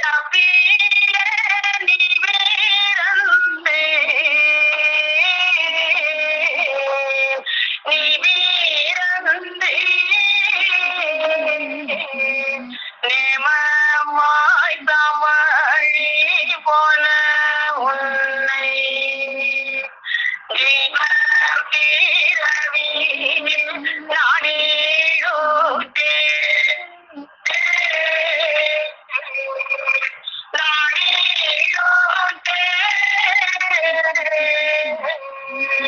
சேவை யோகவீது தருமென்றே அழக வீர வீர நிவீரந்தே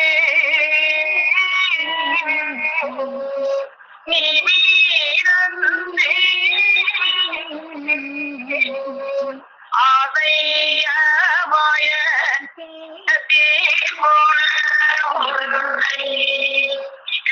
அப்ப ஒவ்வொரு பிறப்படைக்கு நம்ம போய் இருக்கிறோம். அதைதான் விட்டு உனைய திருநாவை கொண்டு இழுத்து வச்சிருக்கேன், அந்த திருநாவை நம்பி வாங்க கூப்பிடுறாங்க தெய்வம். இப்ப அக்காவும் பரமேஸ்வரி அக்காவும் சொன்னாங்க, தெய்வத்துக்கு நடுவுன்னு ஒரு நடுவுங்கிறது அடிமுடி நடுவும் அப்படிங்கறத எல்லாம் எடுத்து வச்சிருக்காங்க. அதுல பூங்கல் கண்ணிலே அக்கா எடுத்து கொடுத்தாங்க. உள்ளடங்கும் உணர்க்கம்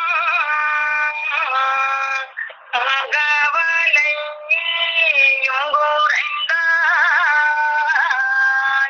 கள்ளம் உள்ளம் காணும் திட்டி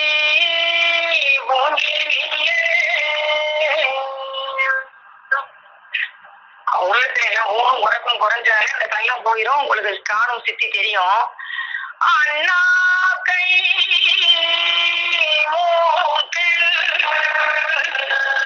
நிறைந்த மொழி வீணருக்கு உண்ணா கோடி மரவன்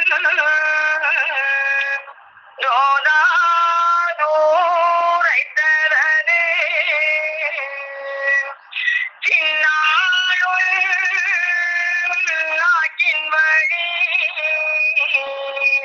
தெண்டேறி எறிவர சொன்ன தப்பாது சித்திக்கும் பொங்கிலியே.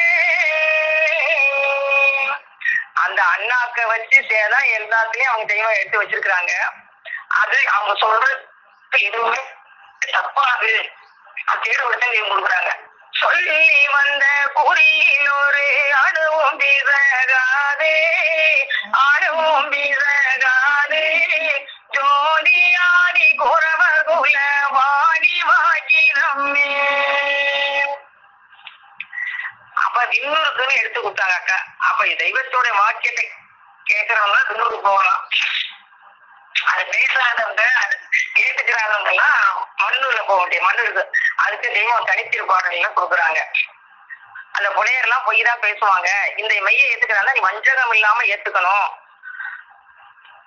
அப்படிங்கறத எடுத்து கொடுக்குறாங்க. அவங்களோட இதை வாக்கியத்தை கேட்டா நீ விண்ணுல போய் சுகமா இருக்கலாம், வாக்கியத்தை கேட்காம இந்த வெட்டி பேச்சு வெட்டினாலும் துக்கம் துயரம் கவலையை பேசுறேன்னா மண்ணோட தான் இருக்கணுங்கிறதே எடுத்து கொடுக்குறாங்க.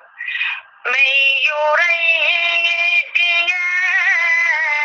வேதியரிடத்து பொய்யுரை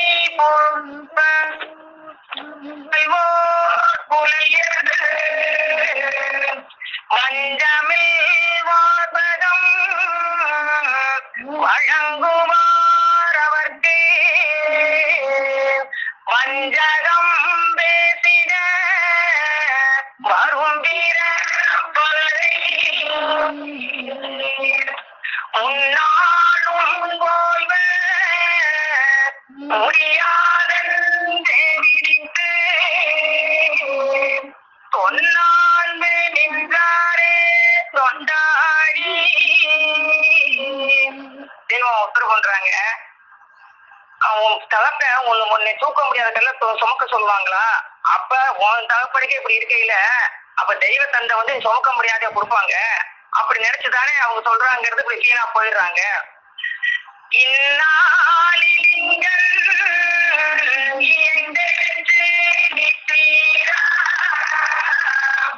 இந்நாளே நீனே பூஜிப்பீரா இன்னொரு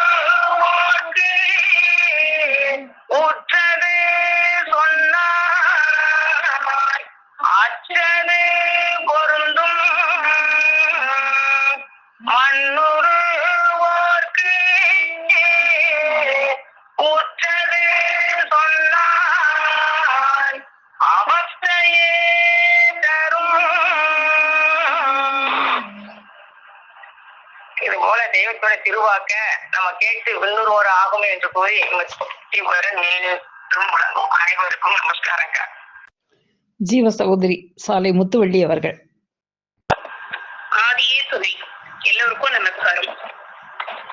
யமனருகா சத்திய பரிசுத்தவான்களின் மெய்வழி சபையை ஒன்றாக்கி யமனையும் யமபயத்தையும் அடக்கிய அளவும் யமனுக்கு ஆர்டர் போடவும் அதிகாரம் உள்ள நமது குலதெய்வம் பிரம பிரகாச மெய்வழி சாலை ஆண்டவர்களின் பொற்பாதம் பணிந்து போற்றி அவர்களின் உத்தரவு பெற்று இந்த சபையை திறம்பட நடத்தி கொண்டிருக்கும் அக்காவர்களுக்கும் இங்கு கூடியிருக்கும் நம்ம ஜீவ சகோதர சகோதரிகள் எல்லோருக்கும் என்னுடைய நமஸ்காரத்தை தெரிவித்துக் கொள்கிறோம்.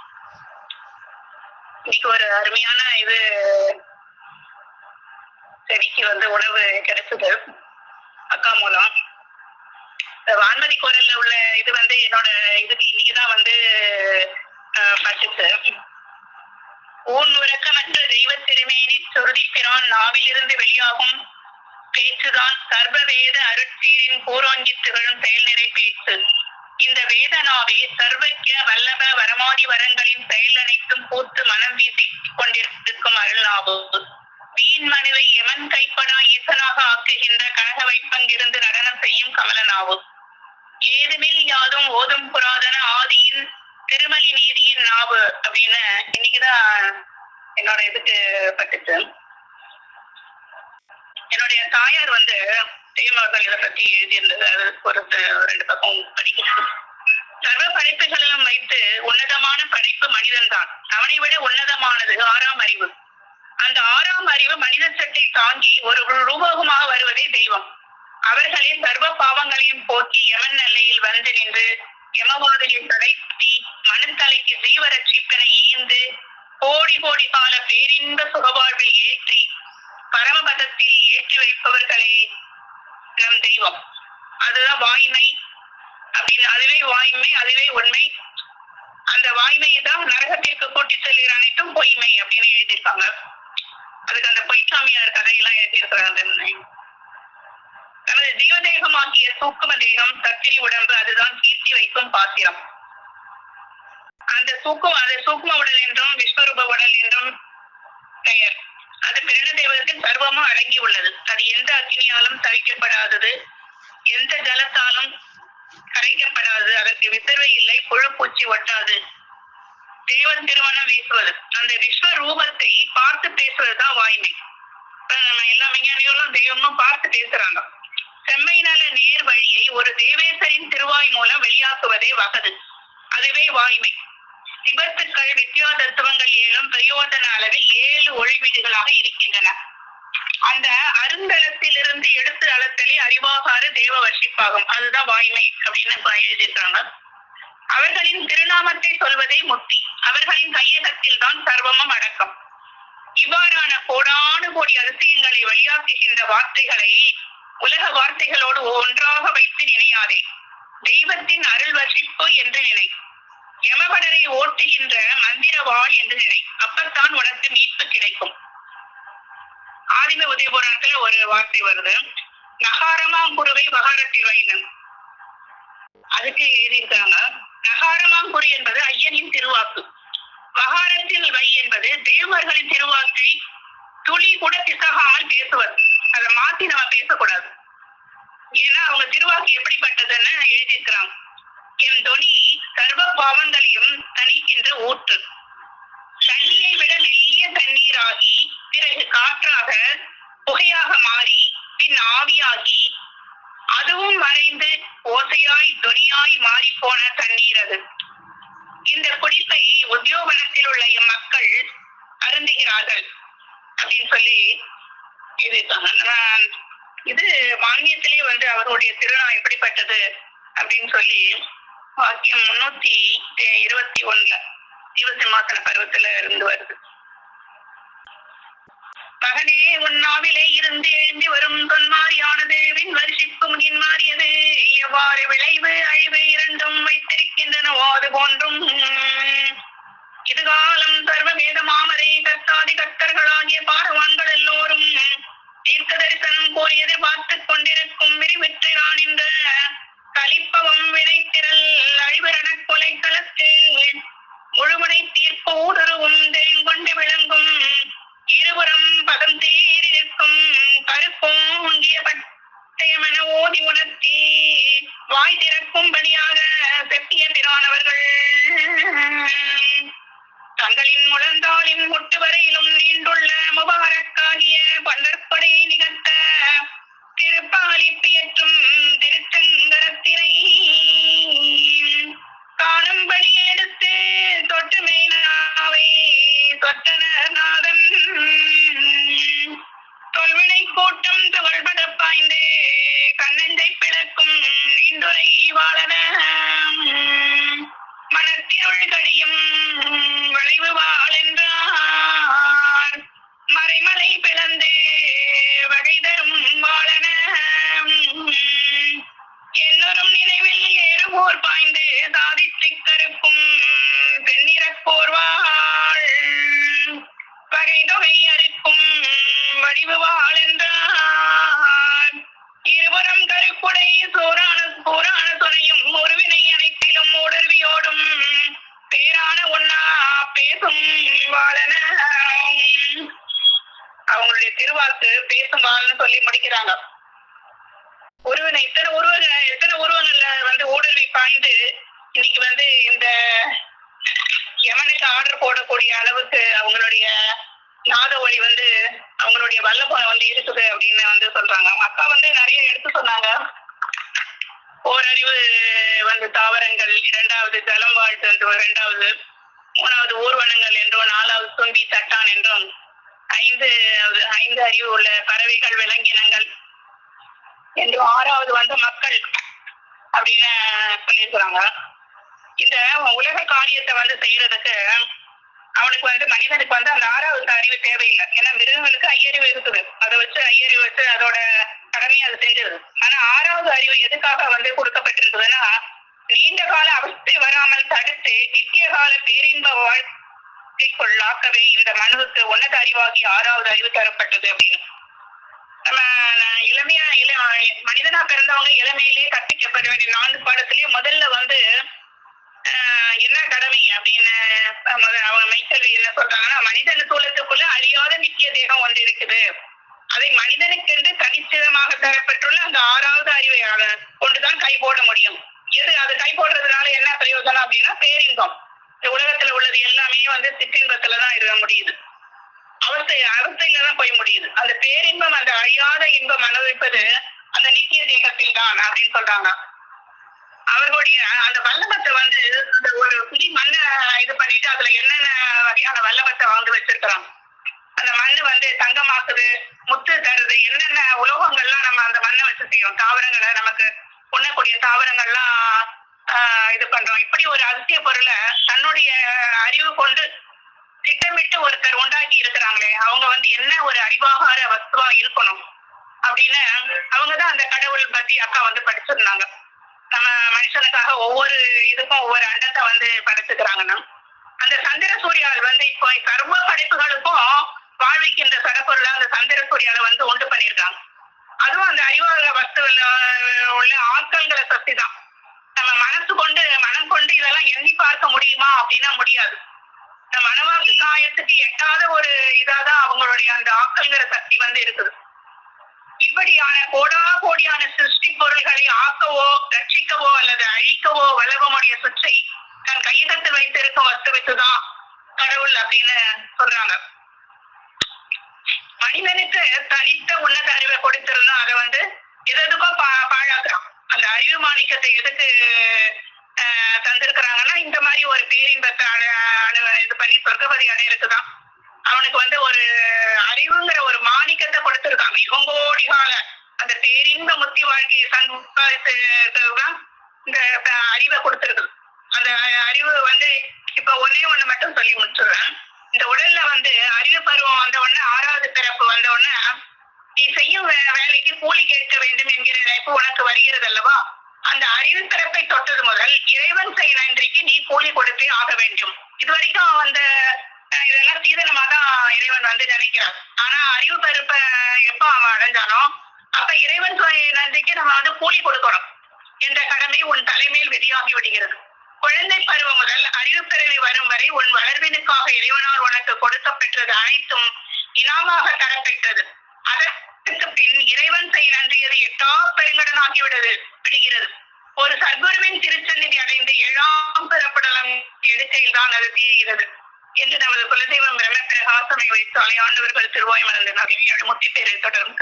நமஸ்காரம்.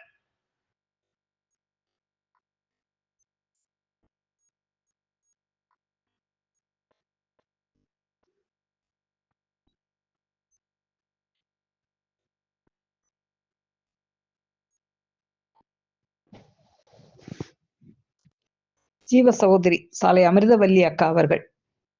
ஆதியே துணை பிரம்ம பிரகாச பிரம்மோதய சாமி ஆண்டவர் திருடி பணிந்து போற்றி நமஸ்கரித்து சபையில் அனைவருக்கும் என் அன்பார்ந்த நமஸ்காரம். இன்னைக்கு வந்து அக்கா நான் 41வது வாக்கியத்துல எடுத்து பேசுகிறோம். அந்த 6வது அறிவுனா என்ன, அது எப்படி நம்ம பெறணும் அப்படிங்கிறதெல்லாம் நம்ம இன்னைக்கு பார்த்து முடிச்சிருக்கோம். அது வந்து 6வது அறிவை வந்து நம்மளுக்கு அந்த ஐயறிவு வந்து நம்ம நிகழ்ச்சியிலே கிடந்து 6 அறிவு உடலெடுத்து ஐயறிவு நிகழ்ச்சியிலே கிடந்து ஒன்று 6 சொல்வதற்கு வழி தெரியல இருக்கலாம். அதனால வந்து நம்ம திருப்பியும் இந்த ஐயறிவு நிகழ்ச்சியிலேயே தான் நம்ம இருப்போம். அதுக்கெல்லாம ஐயறிவு நிகழ்ச்சிக்கெல்லாம் கல்வி புலங்கள் கொடுத்தாலே 6வது கல்வி புலங்கள் கொடுக்காமையா இருப்பாங்க. அதே நம்மளுக்கு கொடுத்துருக்காங்க. அது நம்மளா தேடி அறியணும். அது நம்மளுக்குள்ளேயே பதிச்சுதான் வச்சிருக்காங்க. அது குருவினான் மூலமா தான் நம்மளால அறிய முடியும். அதாவது ஜீவன் சந்நிதி முன்னே அவெல்லாம் மறுபிற்பாளான ஆகி ஜீவதேகத்தில் நுழைந்து அந்த கோடீஸ்வர பிரகாசை சந்திக்க வைக்க செய்யும் ஆகமத்துக்கு அறிவே 6வது அறிவு. அந்த அறிவை அறிவிக்கும் ரூபகனே உன் ஆசான். அப்போ அவங்க சந்திச்சுட்டு பண்ணா அவங்கதான் வந்து நம்மளுடைய இந்த ஐயர்களாம் பெற்ற அவஸ்தையை வாழ்க்கை இல்லாமல் ஆக்கி நிஜ பேருந்த வாழ்க்கையை இவன் கதைன்னு சொல்ற துவரம் கட்டி நிக்கிறது. அவரை பெற்றுட்டு போனா அந்த பேரின்ப வாழ்க்கைய ஐதால வந்து நம்ம எவ்வளவு பாவங்கள்லாம் செஞ்சுட்டே இருக்கோம். அதெல்லாம் இல்லாமல் ஆக்கி நம்மளை வந்து அந்த பரமபதத்தை ஏற்றாங்க.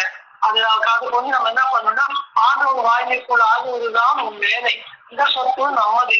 இங்க இப்போ இந்த பொன்னரங்கம் நமது மனைவி ஈருசனம் தங்கள் இவள்தான் என்று இருந்தால் ஞானத்தையே நீ வேண்டாவிடும். அது தானே உன் தலையில் துவஜம் கட்டி ஏறி விடும்.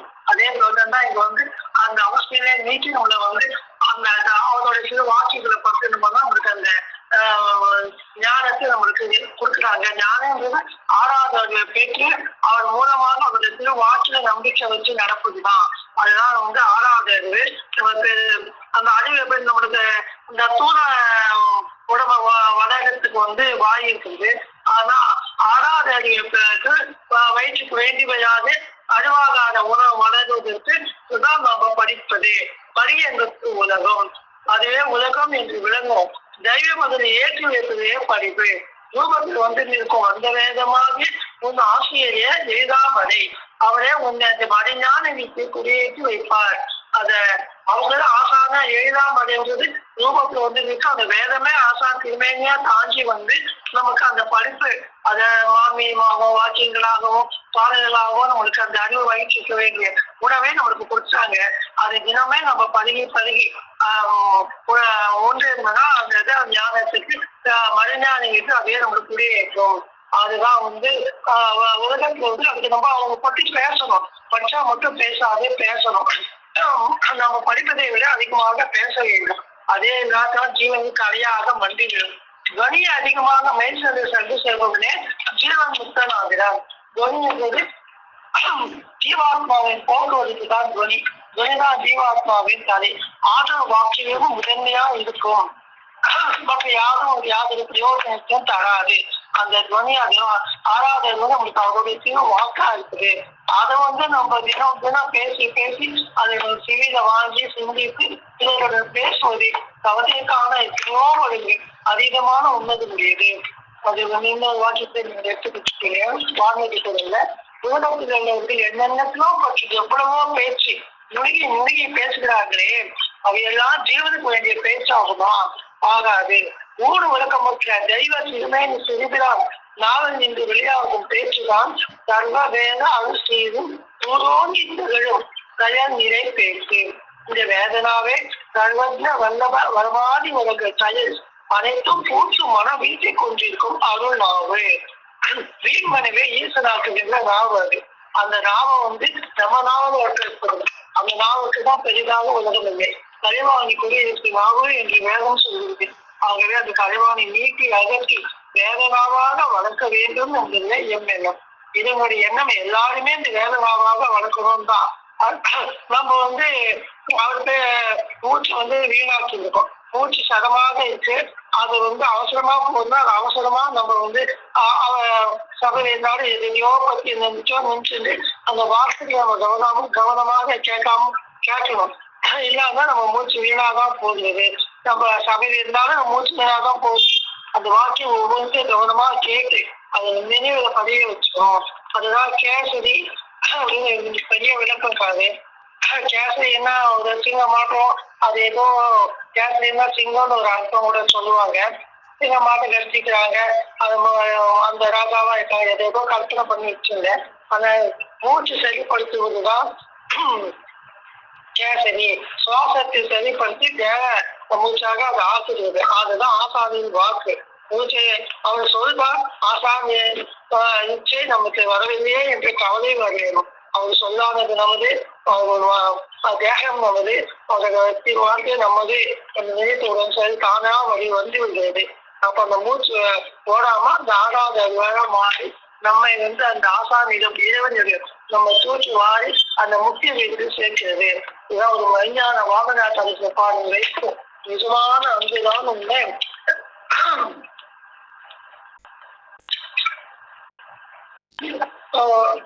மெயினான வாகனாட்ட பாடல் வைக்கும் நிஜமான அன்புதான் வந்து சுகமா இருக்கும். நம்ம அவர்கள்லாம் மடைஞான விட்டு ஒன்று ஏற்றி வைப்பார்கள்.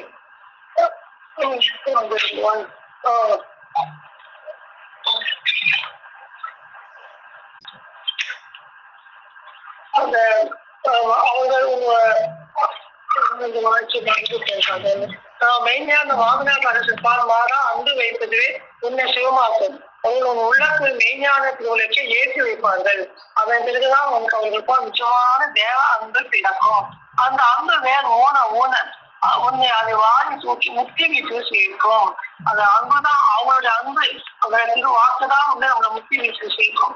அதுதான் வந்து நமக்காக நீ தனியா பாடுபட வேண்டியது இல்லை. அந்த இப்படிய பற்றி ஏறி அந்த மெய்ஞான இளங்கொடி வளர்கிறது. நீ இங்க வந்து பிரசுத்தத்துக்கு எடுப்பதற்கு முன் அன்பு வச்சுதான் நினைக்கின்றாயே, அது அன்பு அல்ல. மெய் அன்பு தேவ பிறப்பு அறிந்த பிறகுதான் உன்னிடத்தில் முறை காணும். ஒரு தேவதாச ஐயாக்கான் ஞானம் என்பது என்ன, அன்பு என்பது என்ன என்று சுட்டி காட்ட முடியும். எவ்விருக்கும் எதிரும் குற்றம் கொடி காணாத ஒரு மேலாண்மையான அன்புனால்தான் கூட வந்துட்டு முக்தி சித்திக்கிறது. அவருடைய அன்புதான் நம்மள முக்தி வச்சு கொண்டு போய் சேர்க்கும். அதுதான் அவருடைய வாக்கா இருக்குது. அந்த வாக்குல வந்து நுழைஞ்சு கொண்டிருக்கும் போதுதான் அவர்களுக்கு வந்து வேறு எதுவும் நம்ம வந்து தனியா அதுக்கு தனியா பாடுபட வேண்டியது இல்லை. ஆசான் சொல்வாங்க நமது அவருடைய அறிவு நமது தேகம் நமது இருந்த அது முன் தன் இருந்து விடுகிறாய். அது உறுப்பில் ஒன்றாக மாறி விடுகிறாய். இதுதான் மறுபிடிப்பு ஆகிறது.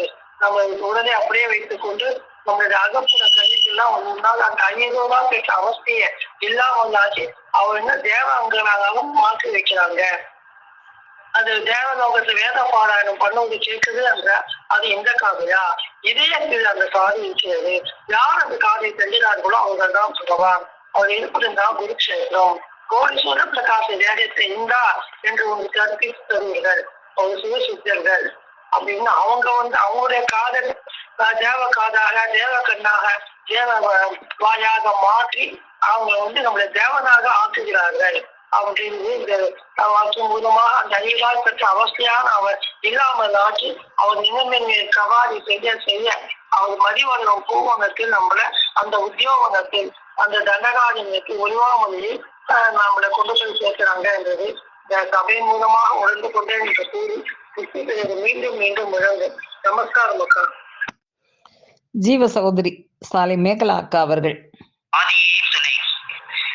சாவா வரம் தரும் மூவா மருந்திலும் முத்தமிழ் கருத்தரும் நீதியின் யுகம் வர சாதி மெய் தமிழரும் மெய் தமிழ் தரும் வேதிய கரத்தருமாகிய எம்மான் பிரம்மபிரகாசம் வெளிச்சாலை ஆண்டவர்கள் அவர்கள் திருவடி போற்றி திருவடி வணங்கி நமஸ்கரித்து சபைக்கு நமஸ்காரம் சொல்லி வைக்கலாம். வெளியிட்ட சுருக்கமா சொல்லிடுமா.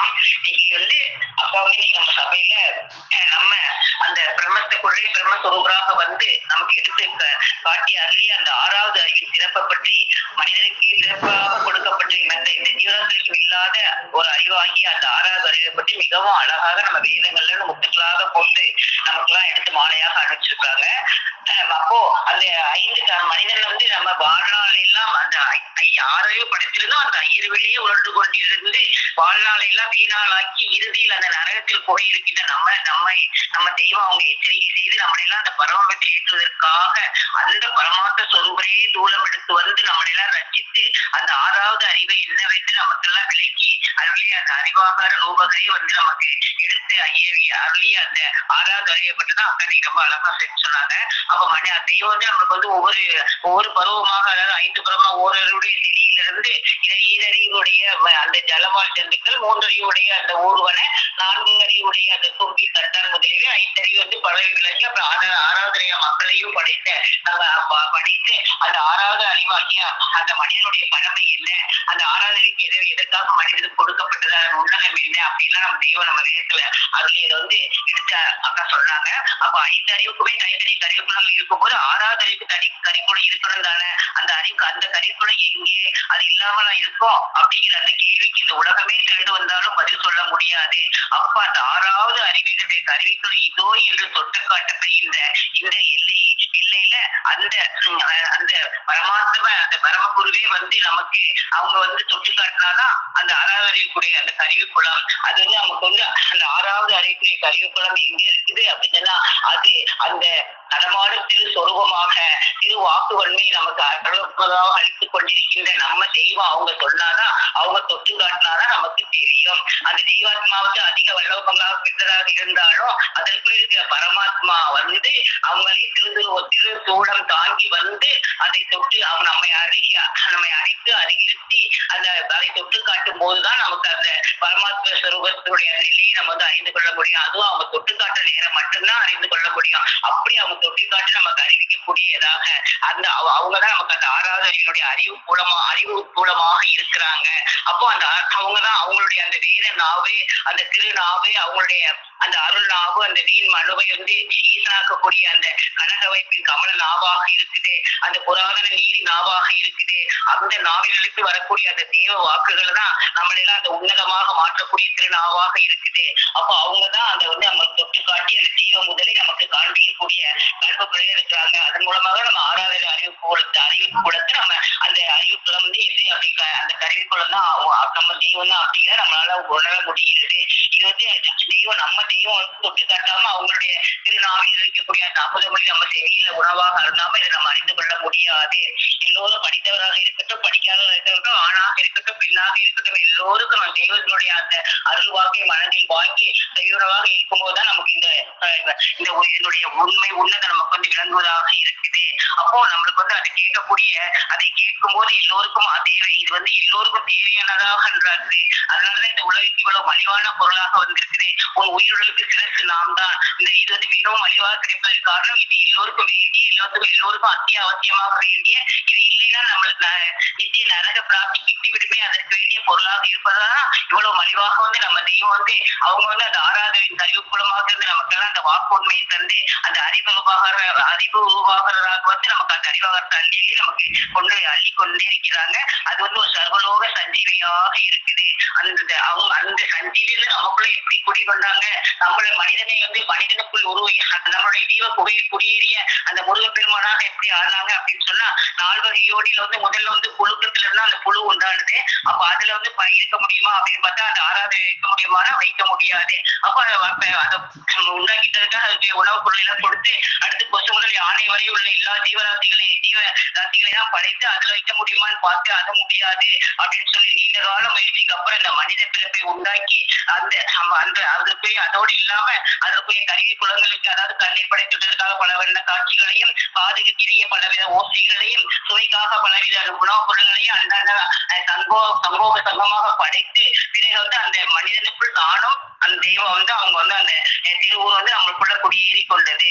அப்போ தன்னை வெளியே அதாவது உன்னுள் நான் 1 வருட காலம் குடியிருந்தேனே, உன்னுள் இருக்கும் என்னை நீ திரும்பி பார்க்க மாட்டாயா அப்படின்னு அந்த அவங்களுடைய அந்த திருவுருவ அந்த கோடிக்குரிய பிரகாச காட்சியை வெளியாக்குவதற்காக அவங்களே ஒரு திருவுருவம் மாநில ரூபம் எடுத்து வந்து அந்த வெளியே அந்த நடமாட கடவுளாக வந்து அந்த அறிவாகார ரூபகரையே வந்து அந்த அறிவதனை கண்டு அறிவதனை கொண்டு அறிவதனை அறிவார் அப்படின்ற அந்த அறிவே நமக்கு அறிவாக நம்ம இறை சுரூபமாக வந்து நமக்கு அந்த 6வது கருவிக்குளம் அப்படின்றது தொட்டி காட்டி நம்ம தெய்வமாக தான் இருக்கிறாங்க. அப்ப நம்ம அவங்க கூறியதை கேட்டு அதன்படி நம்ம நடக்கணும். அவங்களுடைய அந்த திருவாக்களை கேட்டு அதை நம்ம மனதில் சிந்தித்து பதிய வைத்துக் கொள்ள எப்படி திருப்பியானது வாய்த்திருந்து அந்த மனைத்துறை வாங்கி முத்தாக வெளியாக்குகிறது, அது போல நம்ம கொடுக்குறாங்க. அவருடைய உபதேசத்தை நம்ம கேட்டு வாங்கி அதை உள்ளடக்கி நம்ம மனதுல பதிய வைத்து அந்த அவங்களுடைய அந்த ஒளிதரும் வார்த்தைகள் தான் நமக்கு அந்த கேத்திரி நடையாக இருக்குது அப்படிங்கிறத நம்ம உணர்ந்து தினமும் அந்த திரு வார்த்தைகளை தீவனமாக அருங்கும் போதுதான் நமக்கு வந்து அந்த அருளமுதம் வந்து நமக்கு கிடைக்குது. அது வந்து எங்க எப்ப கிடைக்கிறதுனா ஒரு தேவேஸ்வரன் சன்னிதியை அடைந்து அவர்களின் முறை சங்கார அனுகிரகத்தால் தான் மனுவாகி தெய்வ பிறப்பை எடுத்து இருக்கிறோம். அப்போதான் அவனது 6வது அறிவை, அதாவது தன்னை அறிகிற அறிவை பெறுகிறான். பிறகு இது இவனுடைய 5 அறிவால் பெற்ற அவஸ்தை வாழ்க்கை இல்லாமலாக்கி நித்திய பேரின்ப வாழ்வை இவன் தலையில் சூட்ட தோற்றத்தில் இருக்கிறது. அப்ப அந்த 6வது அறிவின் பெருமையை உன்னதத்தை நாம் வந்து பெறாம போது பேசாம இருந்தது சரி. ஆனா நமக்கு தெய்வம் அவங்க ஒரு சிவராஜ ஒருவருடைய அந்த நம்ம பெருமான் அவங்களுடைய கருணையிலாக நம்ம வந்து ஒரு சிவராஜ குடும்பத்தில வந்து நமக்கு அந்த தெய்வ பிறப்பாக இந்த உலக பிறப்பை பெற்றிருக்கிறோம். அப்ப அந்த உன்னத அந்த உன்னதத்தை வந்து நம்ம பேசிக்கொண்டே இருக்கணும். அப்ப அதை வந்து நம்மளுக்கு வந்து நம்ம பெருமான் தொட்டு காட்டியதுக்கு அப்புறம் தான் நம்மளால பெற முடிந்தது. அப்ப நம்ம எப்பயுமே அந்த 5 அறிவிலேயே இருந்து அழியாத நரகத்தைக்கு போகாம நமக்கு அந்த 6வது அறிவாகி அந்த உன்னதத்தை கொடுத்து எக்கோடி காலத்துக்கும் மங்காத நித்திய பேரின்ப மகிழ்ச்சியை தரக்கூடிய நம்ம பெருமான் நமக்கு அவங்க தினமும் நமக்கு நினைத்து நம்ம மனதில் வந்து அவங்களை துதித்து பாடிக்கொண்டே இருக்கணும். அப்ப மிருகங்களுக்கு வந்து 5 அறிவு இருந்தாலும் அதன் மூலமாக பாவத்தை சம்பாதிப்பதில்லை. ஆனா நம்ம வந்து தன் அறிவுல பாய்ந்து தன்னுடைய கொள்கையினால நரகத்தைக்கு போற நிலையில இருக்கும்போது அந்த அதோகத்திலிருந்து நம்மளை தப்பிக்க வைத்து நமக்கு அந்த 6வது அறிவை கொடுத்து நம்ம இந்த நரகத்திலிருந்து அந்த கற்பாந்த கோடி கால அவஸ்தையிலிருந்து காப்பாற்றி நம்ம பெருமான் நம்ம எல்லாம் அந்த பராம்பர வாழ்வை அடையக்கூடிய கருணையாளராக இருக்கிறாங்க. அப்ப இவ்வளவு பெருமையும் முன்னோடு தரக்கூடிய அந்த 6வது அறிவை வெறும் வயிற்றறிவே பகுத்தறிவாக நினைத்துக் கொண்டிருந்த நம்ம எல்லாம் அந்த அவலை நிலையிலிருந்து நம்மை மாற்றி அந்த சத்திய செயலில் ஆட்சி வைத்தது நம்ம பெருமான் அவங்கதான். அப்போ அதற்காகத்தான் நம்மளுக்கு இந்த உன்னதமான வாக்கறிவை கொடுத்திருக்காங்க. இது வேற எந்த ஜீவராசிகளுக்கும் இல்ல. அப்போ 6வது அறிவை தேடி மேம்பாடு அடைவதற்காகத்தான் அந்த வாக்கறிவு நமக்கு கொடுக்கப்பட்டிருக்கு. அப்ப ஆனா நம்ம என்ன செய்யறோம், நம்ம வீணாக பேசி நம்ம வந்து அந்த எவன் கையில் சிக்காம நம்ம பெருமான் அவருடைய பெருமை அவருடைய திரு வாக்குகளே அந்த அமுத அந்த அமுத அவங்களுடைய திருவாக்குலையும் நிலையில் அந்த அமுதத்தை தினமும் பறிச்சு அவங்களுடைய அந்த திரு செயலி நம்ம உன்னதமாக நினைத்து எந்தவித பாடுபடாமல் உள்ள இந்த உலக பிறப்பில் ஆக்கி வைத்திருக்கிறோம். இந்த எண்ணம் சதாவும் நினைவு இருக்கணும் அப்படின்னு சொல்லி நம்ம தெய்வம் நமக்கு அவங்க அருளியவாறு நம்ம தினமும் அந்த உணர்த்தை நினைத்து பேசணும். அப்ப நம்ம எந்த பாடு இல்லாம நம்மள அந்த உணர்த்துல ஆக்கி வச்சிருக்கிறாங்க. அப்ப மனித கருவியில ஏதாவது ஒரு கருவி கேட்டாலும் நமக்கு வந்து அந்த மனிதன்ற பேரே போயிடும். ஒரு மாடு நொண்டியா இருந்தா அது நொண்டி மாடுன்னு தான் சொல்றோம். அப்ப கூட அந்த மாடுங்கிற பேர் போகாது. ஆனா மனிதனுக்கு நம்ம இறைவனுக்கு இவ்வளவு உணர்வை ஏற்றி வைத்த நம்ம பெருமானுக்கு நம்ம கடனாளி அப்படிங்கிற நினைக்கலைன்னா நம்மளுக்கு வந்து அந்த யமன் கையில செய்யக்கூடிய அவசியம் நம்ம மாற்றி விட்டுருவாங்க. அப்போ நம்ம தெய்வத்தினுடைய அந்த அவங்க கொடுத்த அந்த விதோத கடன் அம்மாநில கடனா எட்டா பெருங்கடனாக இருக்குது. அது நம்ம அறிவுக்கும் மனதுக்கு எட்டாத கடனாக இருக்குது. அந்த கடனை நம்மளால கட்ட முடியாது. அப்படிப்பட்ட அந்த பெருங்கடனை நமக்காக கட்டி அந்த நம்ம 6 பிறப்பாக வளர்த்து வந்து அந்த எட்டாத பெருங்கடனை நமக்காக கட்டி அந்த 7வது பிறப்பை தருகக்கூடிய பெருமான் இருக்கக்கூடிய இருக்கக்கூடிய இந்த உன்னத எல்லை இந்த வசந்த காலத்தில் ஆளக்கூடிய நாமெல்லாம் எப்பேர் பெற்றவர்களாக இருக்கணும்னு தினம் மனதில் நம்ம நினைத்து நம்ம தெய்வம் அவங்களுடைய திருவாக்களை மனதில் பதிய வைத்து சிந்தித்து அவங்களே தினமும் தோற்றி கொள்ளணும் அப்படின்றத விலை கொண்டேமா. நமஸ்காரமா. தெய்வ திருவாக்கியங்களால் சபையை அலங்கரித்த ஜீவ சகோதர சகோதரிகள் அனைவருக்கும் எனது அன்பான நன்றி கலந்த நமஸ்காரம்.